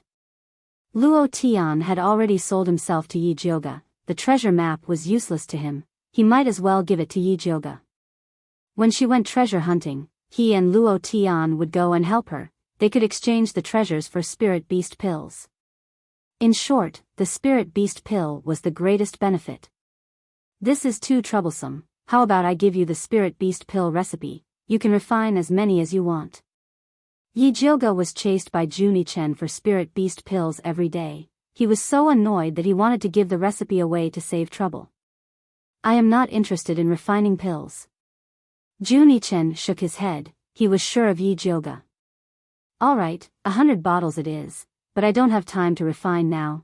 I will give you 10 bottles first. I will give you the rest 15 days later. Yi Jioga said helplessly.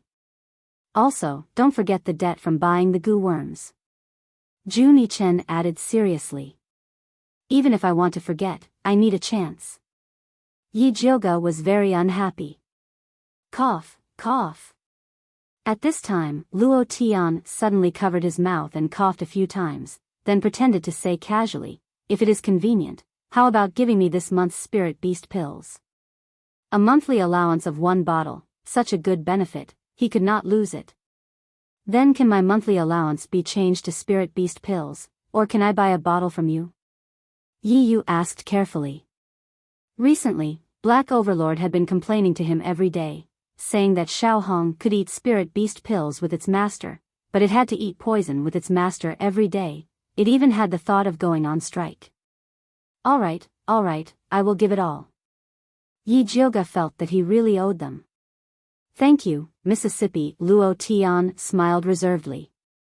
Don't thank me too early. Yi Jiuge glared at Luo Tian, then said to Juni Chen, if you want to get spirit beast pills, you have to do something for me. What is it? Juni Chen looked at Yi Jiuge vigilantly.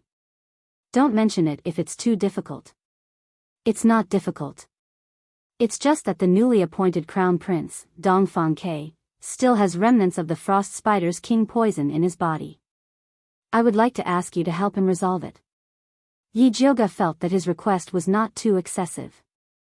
If it weren't for her help, Juni Chen wouldn't have been able to obtain Ancestor Bloodthirsty's blood essence. Now that he was asked for a small favor, he probably wouldn't refuse. It's a piece of cake. I'll just make a trip there myself tonight. Juni Chen patted his chest in satisfaction. Yi Jiuge was stunned. He felt that there was something wrong with Juni Chen today. In the past, Juni Chen rarely had any expressions. Today, however, his expression was so rich that it was scary. It was as if all his emotions were displayed on his face. You've also noticed that young master is different. Juni Chen actually smiled at Yi Jiuge. Those little white teeth were really frightening. Are you possessed by something evil? Yi Jiuge asked suspiciously. Tui, you're the one who's possessed by something evil. Juni Chen glared at Yi Jiuge in dissatisfaction. Then, he said proudly, after I refined the bloodthirsty old man's blood essence, my cultivation rose greatly. My soul became one. This is my true appearance. His appearance was really unlikable. Yi Jiuge couldn't help but look at Luo Tian.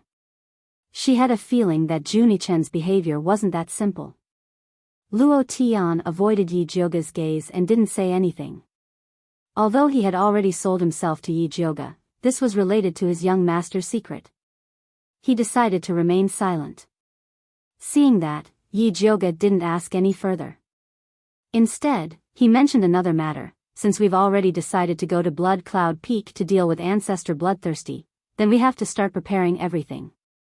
I'll be in charge of the elixirs. You guys are in charge of gathering information about Blood Cloud Peak and paying attention to the Spiritualist Alliance's movements. After Yi Jiuge finished speaking, he asked Luo Tian, you guys should be very familiar with Blood Cloud Peak. Is there anything that we need to pay attention to? We've already left Blood Cloud Peak for 3 years. These few years, Ancestor Bloodthirsty hasn't stopped exaggerating. As for the specific changes, we need to investigate further. Luo Tian said cautiously. Then we'll investigate while preparing. Yi Jiuge wasn't worried about this. After fighting with Lu Yunfei and the other evil cultivators, they more or less had some confidence. Currently, goo worms were the biggest weapon against Bloodthirsty sect. Thinking of this, Yi Jiuge turned to Juni Chen and said, you should cultivate more goo worms during this period of time, in case of emergencies. Do you think goo worms are cabbages that you can cultivate whenever you want? You need to have the capital first. Juni Chen rolled his eyes. He wanted to ask for spirit beast pills, but was stopped by Yi Jiuge. It's fine if you don't want to cultivate them. Then you can go take revenge yourself. Juni Chen's words were immediately stifled. He glared at Yi Jiuge hatefully. Luo Tian quickly smoothed things over. Eldest miss, don't worry. Young master knows what he's doing. He has been cultivating goo worms during this period of time. He's already harvested a batch. That's good. Yi Jiuge was still very confident in Luo Tian. Seeing that it was getting late, she stood up and said, if there's nothing else, let's disperse. Then I'll leave first. Yi Yu was in a hurry to gather information about the Spiritualist Alliance. Luo Tian and Juni Chen also left. Their tasks were more important. Cultivating goo worms wasn't that easy. After Yi Jioga sent them off, she went to the alchemy room to prepare to refine pills. She had just taken out the herbs to refine spirit beast pills when she suddenly heard Zishang say, "There's something wrong with that kid, Junichen." "What's wrong?" Yi Jioga stopped what she was doing and looked up at Zishang. Junichen's cultivation of the human goo art is very dangerous. First, he places a part of his soul on the natal goo. During the process of the natal goo cultivating into a human form, the two will constantly be in contact. Although his cultivation increased after absorbing the bloodthirsty ancestor's blood essence, there's a problem with the compatibility. "Don't you think he's too lively?" Zishang asked. "Now that you mention it, it's a little true." Yi Jioga originally thought that Junichen had an outburst of a child's nature. She didn't expect that it was actually chi deviation. She immediately asked anxiously, "Then what should we do now?" Junichen was their secret weapon against the bloodthirsty ancestor. If anything went wrong, it would be troublesome. This is his cultivation. He can only endure it by himself, Zishang said indifferently. He had already done his best to remind Junichen. As for helping, he wasn't that kind. He's still so young. How can he endure it? Yi Jioga frowned worriedly. No matter how Junichen pretended to be mature, he was still just an 11-year-old child. Yi Jioga didn't think that he could endure it. "Don't make dirty jokes." Zishang's face was stern. "Damn you. What kind of situation is this? You're still making such boring jokes." "Dirty jokes?" She was even talking dirty jokes.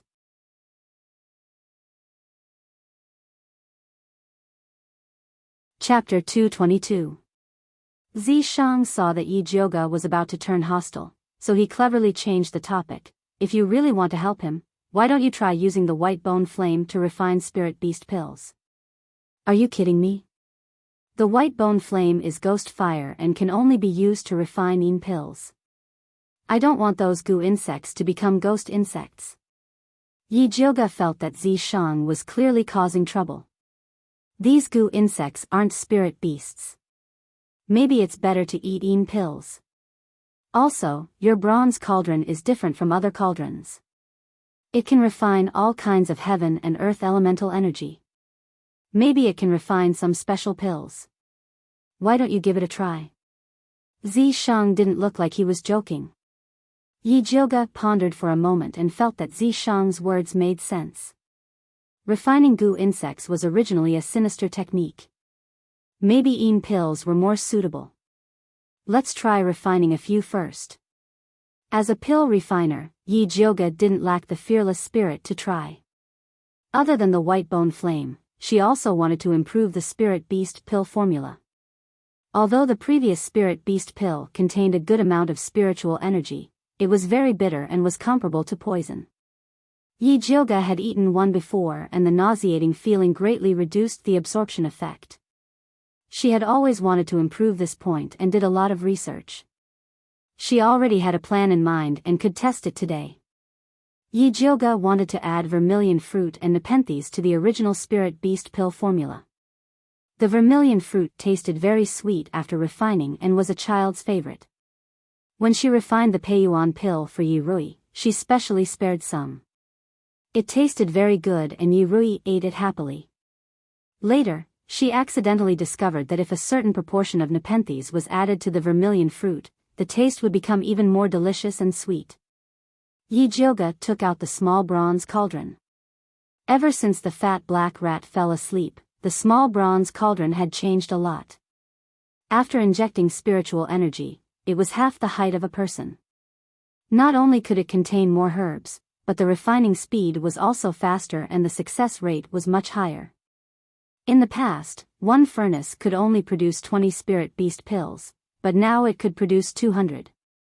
It was because of this magical tool that she dared to agree to Junichen's request.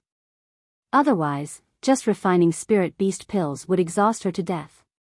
Yi Jioga put the ingredients into the small bronze cauldron and summoned the white bone flame to start refining. Although the soybean-sized white bone flame looked very small under the huge bronze cauldron, the power it could unleash was very strong. The herbs in the bronze cauldron quickly melted and turned into a black liquid. Seeing that it was about time, Yijioga threw the vermilion fruit and nepenthes grass into the small bronze cauldron according to the ratio of 1 to 5. The vermilion fruit and forget worries grass turned into a dark red liquid, perfectly fusing with the solution of the spirit beast pill, finally turning into red bean-sized pills. Yijioga made a hand seal to open the cauldron, and a refreshing fragrance assailed his nostrils. The green cauldron was filled with pills, and the color was as alluring as cherries. Why does this pill look like a candy? Zishang raised his eyebrows. This is exactly what I want. Yijioga said as he took out a pill and threw it into his mouth. He discovered that the spirit energy contained in this batch of spirit beast pills was even purer than before, without a trace of ghost chi or yin energy. What's going on? Yijioga was shocked. Could it be that this small bronze cauldron was so magical that it could even turn ghost chi into spirit energy? All things return to one. Ghost chi is also a type of heaven-earth yuan chi. If you use the white bone flame to refine pills, it will actually stimulate the pure spirit energy contained in the herbs. Zishang's head rested on top of Yijioga's head as he looked at the cauldron of spirit beast pills. For some reason, he felt that he was starting to salivate. That makes sense. Yijioga thoughtfully nodded her head. She picked up a spirit beast pill and was about to carefully feel it, but Zishang snatched it away and threw it into his mouth. If you want to eat, can't you take it yourself? Yijioga harshly condemned Zishang's action of snatching food. It's more delicious to snatch it, do you want a bite? Zishang held a spirit beast pill in his mouth and moved closer to Yijioga's mouth. Disgusting. Yijioga pushed Zishang's head away. She did not want to eat this evildoer's saliva. Zishang pressed the back of Yijioga's head and forcefully invaded. He tyrannically pushed the pill into Yijioga's mouth and tangled with her. This was a very, very sweet kiss. Especially after the spirit beast pill melted, it gathered into a dense spiritual energy that flowed down Yijioga's throat and into her stomach. It was warm and comfortable. Her entire body relaxed, her mood was calm, and satisfied. She was even somewhat reluctant to end this kiss. In the end, Zishang took the initiative to stop. He did not tease Yijioga like he usually did. Instead, he turned around and announced to the small bronze cauldron in a domineering manner. This cauldron of pills belongs to this sovereign. With that said, his sleeves grabbed towards the large bronze cauldron. A cauldron of 200 spirit beast pills flew into his sleeves in a line and disappeared. You took it away just because you said so. Did you even ask for my opinion? Yijioga was unconvinced. She would not admit that she was venting her anger on Zishang, this guy who ran away after kissing her. Do you need this sovereign to emphasize again who you belong to? Zishang blinked his peach blossom eyes, as if saying, if you don't understand, this sovereign is more than happy to prove it to you. No need. Yijioga glared at Zishang. She was very clear about the fact that she had long sold herself to Zishang. This pill is not bad, it's just that the name is too unpleasant. Zishang threw a pill into his mouth, and said unhappily, calling it spirit beast pill is too insulting to this sovereign's demonic character. At the very least, it should be changed to something like limitless pill, overlord pill, or something like that. Forget it, I'm still counting on this pill to earn money. How would Yijioga dare to come up with such an annoying name? Most importantly, heavenly spirit pill, overlord pill, and whatnot did not match the characteristics of this pill. Then let's call it heavenly dragon pill. Zishang decided. Heavenly dragon your sister. Yijioga rolled her eyes at Zishang. After thinking for a moment, she said, then let's call it cherry pill. These pills looked like small cherries, and were worthy of the name cherry pill. Furthermore, she had eaten one just now, and realized that it had the same effect of replenishing spiritual energy for humans, so there was no need to stick to the name spirit beast pill. All right. Zishang reluctantly agreed, and then threw another pill into his mouth, and ate it with relish. Yijioga could not help but raise her eyebrows. She did not expect that Zishang was such a demonic person who loved to eat candy. Perhaps in the future, she could use this point to make an issue out of it, such as threats and temptations. Yijioga thought about all sorts of things in her heart, but her hands did not stop moving. Very quickly, she refined a new batch of spirit beast pills. This time, she did not wait for Zishang to snatch them, and quickly kept the spirit beast pills. Then, she began to carefully study the characteristics of this new pill. When she ate the first pill, she only felt that it was filled with spiritual energy.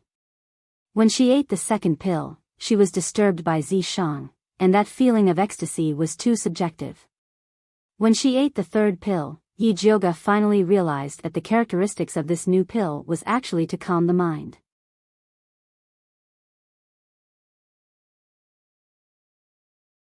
Chapter 223. Yijioga looked at the cherry pill in disbelief. She ate 3 more in a row to confirm that the pill really had the effect of calming the nerves and gathering qi. Calming the nerves and gathering qi sounded simple, but it was a requirement that many spiritualists could not achieve. When a spiritualist advanced, they would either advance or fall back. The process was very dangerous, and very few could maintain a calm mind. Spiritualists who could afford it would buy some calming pills when they advanced. However, better calming pills required a lot of high-rank spirit herbs, and the refining process was very difficult, causing the price to be very high. There were very few spiritualists who could afford it. However, this cherry pill actually had the effect of calming the nerves and gathering qi. It was a little weak, but there was a lot of it. The materials to refine this batch of cherry pill were much cheaper than a calming pill. Refine it well, and you'll have a bright future. Zishang had to admit that Yijioga was very talented in alchemy. The cherry pill had spiritual power and could calm the nerves. It was good for him, let alone ordinary people and spirit beasts. Of course, the delicacy was also an indispensable factor. Do you think this cherry pill's effect of calming the nerves and gathering qi can help Junichen get through the break-in period? Yijioga was still worried about Junichen. Yes. Zishang nodded. Then let's go find him. Yijioga made a prompt decision, took the pills and left. Zishang naturally followed her. Junichen was still living in the place where he was originally arranged to raise the poisonous earth dragon Gu. Luo Tian also stayed with him. The sun was high up in the sky, and the blazing sunlight shone on the ground. The courtyard was quiet, and only the sound of the poisonous dragons gnawing on their food could be heard. The spacious courtyard was filled with dustpans, which were filled with poisonous earth dragons that had advanced for the second time. The poisonous earth dragon, which used to be white and chubby, was now a bit more intelligent, and it ate the black flygrass ferociously. Yijioga and Zishang walked into the courtyard and were about to call someone. Suddenly, they heard a child's sharp laughter from inside the house. It was obviously Junichen's voice. What's going on? Yijioga was shocked, and walked into the house. Deep inside the dilapidated house, it was gloomy and dark. With his back facing the door, Junichen squatted on the ground and kept drawing circles. From time to time, he would let out a strange and shrill laugh. The whole scene was indescribably strange. Luo Tian was lying in the doorway with a trace of blood at the corner of his mouth. His chest was not moving at all, as if he was already dead. Luo Tian. Yijioga's eyes narrowed. Just as he was about to rush in to check on Luo Tian, he was stopped by Zishang. Something's not right. Zishang frowned and a solemn expression appeared on his handsome face. Isn't that obvious?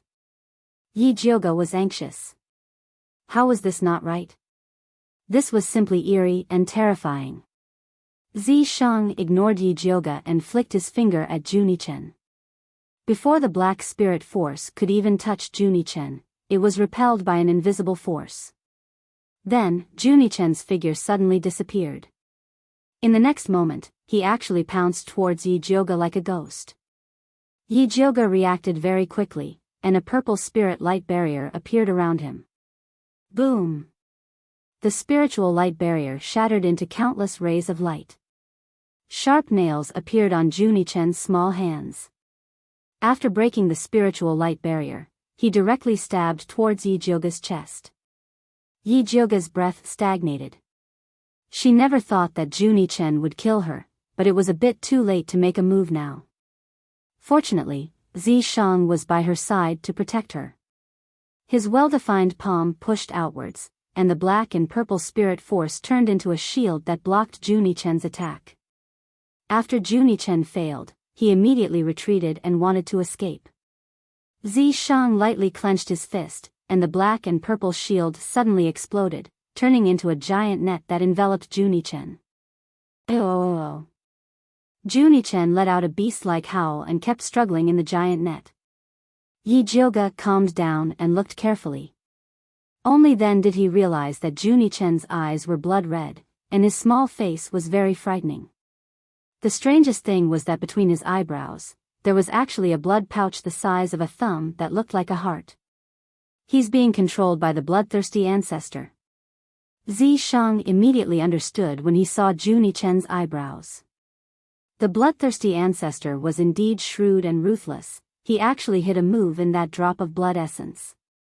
Junichen seemed to have successfully refined the bloodthirsty ancestor's blood essence, but in his weakened state, he was fiercely attacked by the bloodthirsty ancestor, which was why he suddenly lost his mind and attacked Yi Jioga. Yi Jioga opened his spiritual eye and looked carefully at the blood pouch. He realized that it extended out many thin bloodlines that enveloped Junichen's head, and the only weak point was at the Dazui acupuncture point. Yi Jioga decisively took out the lightning fire needle, and after injecting spiritual energy, he pierced it towards Junichen's Dazui acupuncture point. The blood pouch was blocked, and the blood in Junichen's eyes faded, and his body immediately went limp. Yi Jioga did not go up to look at him, but hurriedly went to check on Luo Tian. Luckily, Luo Tian was only seriously injured and unconscious, and his life was not in danger. Otherwise, if Junichen woke up and realized that he had killed Luo Tian, he would probably immediately collapse. Zhi! An even weaker sound came from Luo Tian's neck. Yi Jioga took a look, and saw that half of Xiao Hong's body was broken, and it was on the verge of death, but it was still continuously shouting, "Save my master. Your master is fine, and you will be fine too." As Yi Jioga said that, he crushed a cherry and sprinkled it on Xiao Hong's broken body. Goo worms did not need to be consumed orally, and it had the same effect when used externally. Xiao Hong, who was about to lose consciousness from the pain, smelled a sweet smell, and it quickly fell into a blissful sleep. Yi Jioga also stuffed a few cultivation recovery pills into Luo Tian's mouth, and then went to check on Junichen. Junichen's body was curled up on the ground, and there was a blood-red bulge on his forehead, as if he had grown a horn. The veins at the corner of his eyes were exposed, and his entire face was extremely terrifying. Even the lightning fire needle that was pierced into his Dazui acupuncture point seemed to be unable to suppress it anymore. In this situation, the only way was to extract the drop of blood essence that belonged to the bloodthirsty ancestor. However, this drop of blood essence was extremely cunning, and it would probably escape once it was extracted. "Can you seal the drop of blood essence from the bloodthirsty ancestor?" Yi Jioga asked Zishang. "No, I can only destroy it." Zishang shook his head. He was only good at destruction, not sealing. Destroying it would be a pity. Yi Jioga was a little hesitant, and decided to wake Junichen up first. The lightning fire needle controlled the situation at the Dazui acupuncture point, and Yi Jioga took out another 49 golden needles and inserted them into Junichen's body, completely suppressing the drop of blood essence from the bloodthirsty ancestor. The blood bump on Junichen's forehead slowly softened, as if it had disappeared. Then, he slowly opened his eyes, and looked at Yi Jioga and Zishang blankly at first. Then, he seemed to react, and quickly turned to look at the place where Luo Tian had fallen. "He's fine, but you almost lost your life. Yi Jioga's tone was a little unfriendly. If this little guy had asked her for help earlier, he would not have fallen into such a dangerous situation today.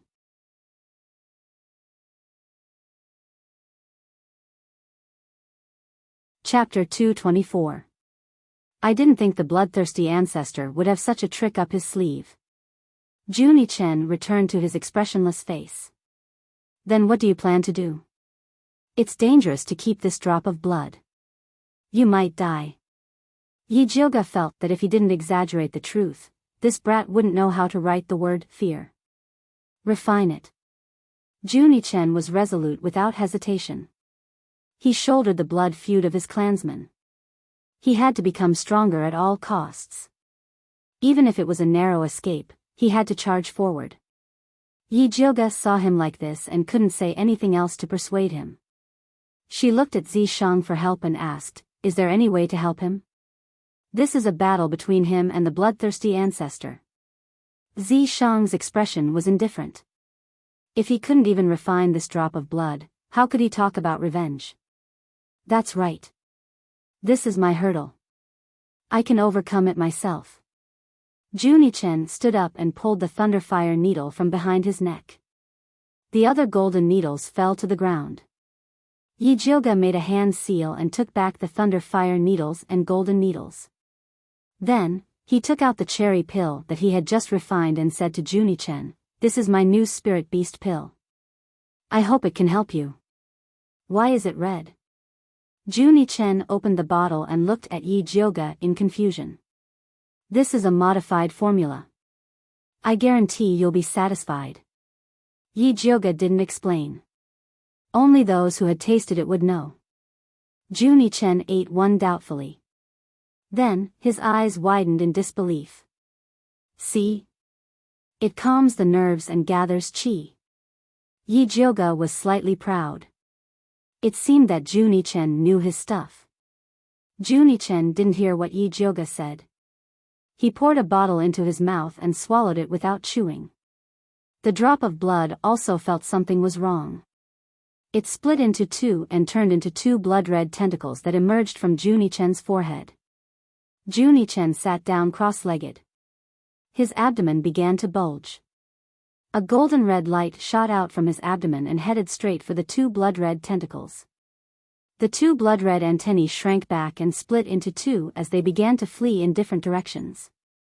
The golden red light chased after the one on the left and swallowed it in no time. The blood-red tentacle on the right suddenly burst forth, breaking through the skin on Junie Chen's neck and flying out. Junie Chen calmly opened his mouth, and the golden natal goo flew out aggressively. It opened its mouth wide and swallowed the escaping blood essence in one gulp. Junie Chen's vital goo had already undergone a huge transformation. His head had completely evolved into a human head, and his face, which resembled Junie Chen's, was filled with a triumphant expression. Apart from its head, it had even evolved to have two thin arms, and below that was its insect body. It flew back to Junie Chen's head and laid there, shouting, "Do you have any more of those cherry pills? Give me another stack." Junie Chen silently raised his hand and poured two cherry pills into his mouth. The natal goo screeched and turned into a beam of golden light, entering Junie Chen's mouth. "Did you succeed?" Yi Jioga asked. Junie Chen nodded silently, then took out a red cloth bag from his bosom and threw it towards Yi Jioga. He was actually extremely grateful for Yi Jioga's help, but his awkward personality prevented him from saying any words of thanks, so he could only express it with his actions. Zi Shang grabbed the cloth bag and opened it. It turned out to be half a treasure map. "Brat, at least you know what's good for you." Yi Jioga unceremoniously put away the treasure map. "I still need to consolidate my cultivation. I'll leave Luo Tian to you." Junie Chen was even more impolite than Yi Jioga. After throwing Luo Tian to Yi Jioga, he prepared to return to his room to continue cultivating. "Wait, have you finished helping me with Dongfang K's matter?" Yi Jioga called out to him. "Dongfang K's poison has been completely removed." Junie Chen said without turning his head, then entered the room and closed the door. Yi Jioga couldn't just leave him like that, so he could only helplessly stand guard at the door. Sit here. Zi Shang waved his hand, and 2 chairs appeared in front of them. Yi Jioga and Zi Shang sat side by side, then asked, "What do you think Bloodthirsty Ancestor will do after he receives the news that we're going to attack Blood Cloud Peak with great fanfare?" Zi Shang pondered for a moment, then said, "He'll probably think about how to use this opportunity to eat more people. He's treating us like vegetables." Yi Jioga didn't believe that Bloodthirsty Ancestor was that strong. If he was really that strong, he would have ascended to the heavens long ago. Why would he stay in Blood Cloud Peak? "If it's me, that's what I'll do," Zi Shang said matter-of-factly. "I'm not asking you, I'm asking Bloodthirsty Ancestor." Yi Jioga was speechless. "I'm not Bloodthirsty Ancestor. If you want to know, go ask him yourself." Zi Shang refused to answer Yi Jioga's stupid question. Blood Cloud Peak, Blood Pool. Bloodthirsty Ancestor was currently cultivating in the large blood pool in the center. Lu Yunfei and Old Man Su's bodies were soaking in 2 small blood pools beside him. At this time, more than half of their bodies had dissolved, leaving only 2 heads floating above the blood pool. The scene was extremely terrifying. Soon, the 2 heads dissolved as well, turning into 2 extremely thick bloody lights that gathered at the center of Bloodthirsty Ancestor's body. These 2 bloody lights were the most critical moment of his cultivation method. Bloodthirsty Ancestor calmed his mind and prepared to fuse with them. However, at this moment, his heart suddenly shrank, and the meridians in his body froze. As soon as the 2 bloody lights entered, the rest immediately disappeared. Damn it! Bloodthirsty Ancestor's cultivation failed, so he went crazy with anger. The blood pool bubbled like boiling water. He had never thought that at the critical moment of his cultivation, that drop of lifeblood essence would be completely absorbed by someone else. Even the contingency he had left behind was eliminated. Skinny Monkey was guarding outside. Hearing the ancestor's rage inside, he was shocked. He had been guarding Bloodthirsty Ancestor for so many years, but he had never seen the old man make a mistake during his cultivation. "Ancestor, what's wrong?" Skinny Monkey didn't dare to rush in, so he could only shout anxiously from outside. "I'm fine." Bloodthirsty Ancestor's chest throbbed violently, but he quickly suppressed this emotion. Bloodthirsty Sect wasn't a solid piece of iron. His disciples were all jackals and wolves. He couldn't afford to make any mistakes. He couldn't let them know that he had made a mistake during his cultivation. Bloodthirsty Ancestor couldn't help but think of the plan he had been planning for a long time. He thought that if he sent Lu Yunfei and Xiong Yunhu out, he would definitely be able to get Dongfang Yao back for him to use as a blood guide. He didn't think that his plan would fail miserably and cause him to lose a lifeblood essence.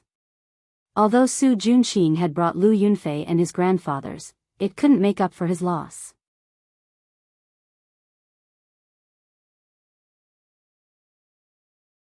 Chapter 225. If Ancestor Bloodthirsty wasn't worried that killing Su Junqing would affect the morale of his disciples, he would have killed the kid to train as well. However, it was a critical time to fight against the spiritualists. He not only had to keep the kid under control, but he also had to give him some rewards to let his subordinates know that as long as they worked well for him, there would be many benefits. Ancestor Bloodthirsty quickly made up his mind. He stood up and left the blood pond, calling for Skinny Monkey. "Ancestor, what are your orders?" Skinny Monkey bowed and asked politely. "Su Junqing did a good job this time. Bring out blood slave number 13 and give it to him." Ancestor Bloodthirsty took out a red flower-shaped seal and threw it to Skinny Monkey. Skinny Monkey's heart jumped when he caught the seal. Blood slave number 13 was Yi Yunji. Su Junqing had sent Yi Yunji to the ancestor to please him. Now, the ancestor gave Yi Yunji to Su Junqing. What did he mean? What? Is there a problem? The ancestor looked at the silent Skinny Monkey with a trace of doubt in his voice. Skinny Monkey immediately came back to his senses and said, I just can't remember who blood slave number 13 is. The one with the red mole between her eyebrows. Ancestor Bloodthirsty remembered clearly. Oh, it's her. Skinny Monkey suddenly understood and then showed a wretched and regretful expression. My brothers thought that the blood slave would definitely go to the blood cave. I'm going to be disappointed. What's there to be disappointed about? Send my message. After we resist the Spiritualist Alliance's attack, they can use my blood slaves as they wish, Ancestor Bloodthirsty said generously. Thank you, Ancestor. Skinny Monkey was overjoyed and immediately flattered him again. Old Ancestor is mighty. With you here, we will definitely defeat those rookies from the Spiritualist Alliance and give our blood-sucking sect more blood resources. Alright, stop flattering me. Go and do your work. Ancestor Bloodthirsty waved his hand impatiently. Yes, yes, yes. Skinny Monkey immediately bowed and left. He didn't dare to delay and immediately took the seal to the 100-Flower Palace. Yi Yunji was secretly cultivating. Hearing Skinny Monkey call for her, her heart jumped.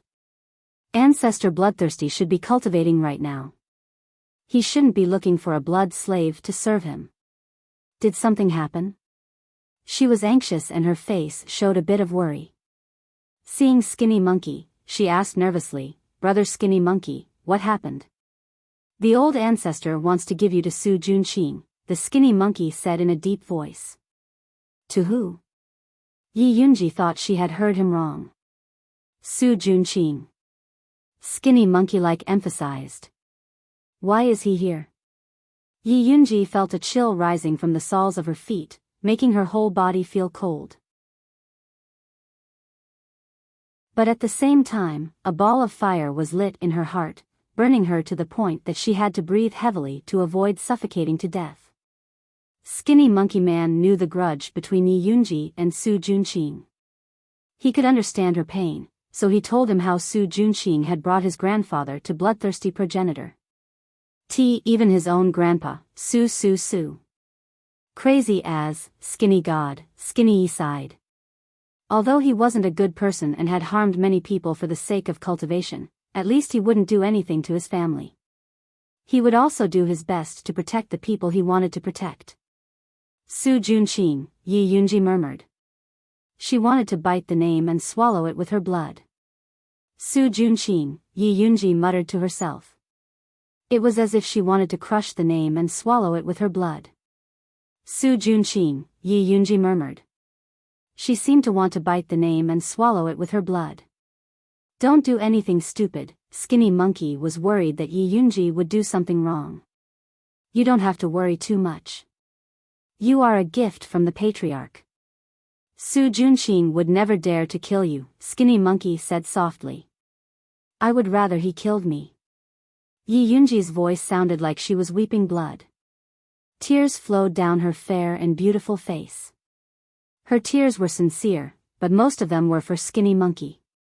The Skinny Monkey-like man was distressed. He quickly comforted Yi Yunji, I know you're upset. But don't worry, Su Junqing won't live for long.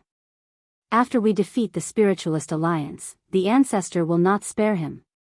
Skinny Monkey had served Ancestor Bloodthirsty for many years. He knew what Ancestor Bloodthirsty was thinking. He knew that Ancestor Bloodthirsty would not tolerate a failure like Su Junqing. I hope I can live until then. Yi Yunji wiped her tears and took out something from her pouch. She gave it to Skinny Monkey and said, Brother Skinny Monkey, thank you for taking care of me. I don't have anything to thank you, so take this as a memento. Skinny Monkey took it and saw that it was a small wooden carving. The carving was of a lively monkey. I will save you from here. Skinny Monkey held the monkey carving in his hand and said to Yi Yunji as if he was making a vow. Yi Yunji just smiled. There was a bit of helplessness and a bit of gratitude in her eyes. Let's go. Skinny Monkey suppressed his excitement and walked toward Su Junqing's room. Yi Yunji followed him silently. Soon, the two of them arrived in front of a dilapidated room. They knocked on the wooden door above. Who is it? Su Juanqing's voice came. Brother Su, it's me, Skinny Monkey. Skinny Monkey's attitude was familiar and his voice was normal. Su Juanqing hurried to open the door and greeted him enthusiastically. Oh, it's Brother Skinny Monkey. What brings you here? Then, he glanced behind Skinny Monkey and saw a blood slave with a slender body. Her head was lowered, and her long black hair hung on both sides. He couldn't see her face clearly. This blood slave number 13 is a gift from Ancestor Bloodthirsty. Skinny Monkey took out the red seal Ancestor Bloodthirsty had given him and pretended to be envious.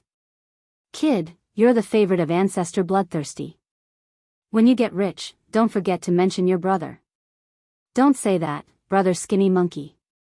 I need to rely on you in the future, Su Juanqing said modestly.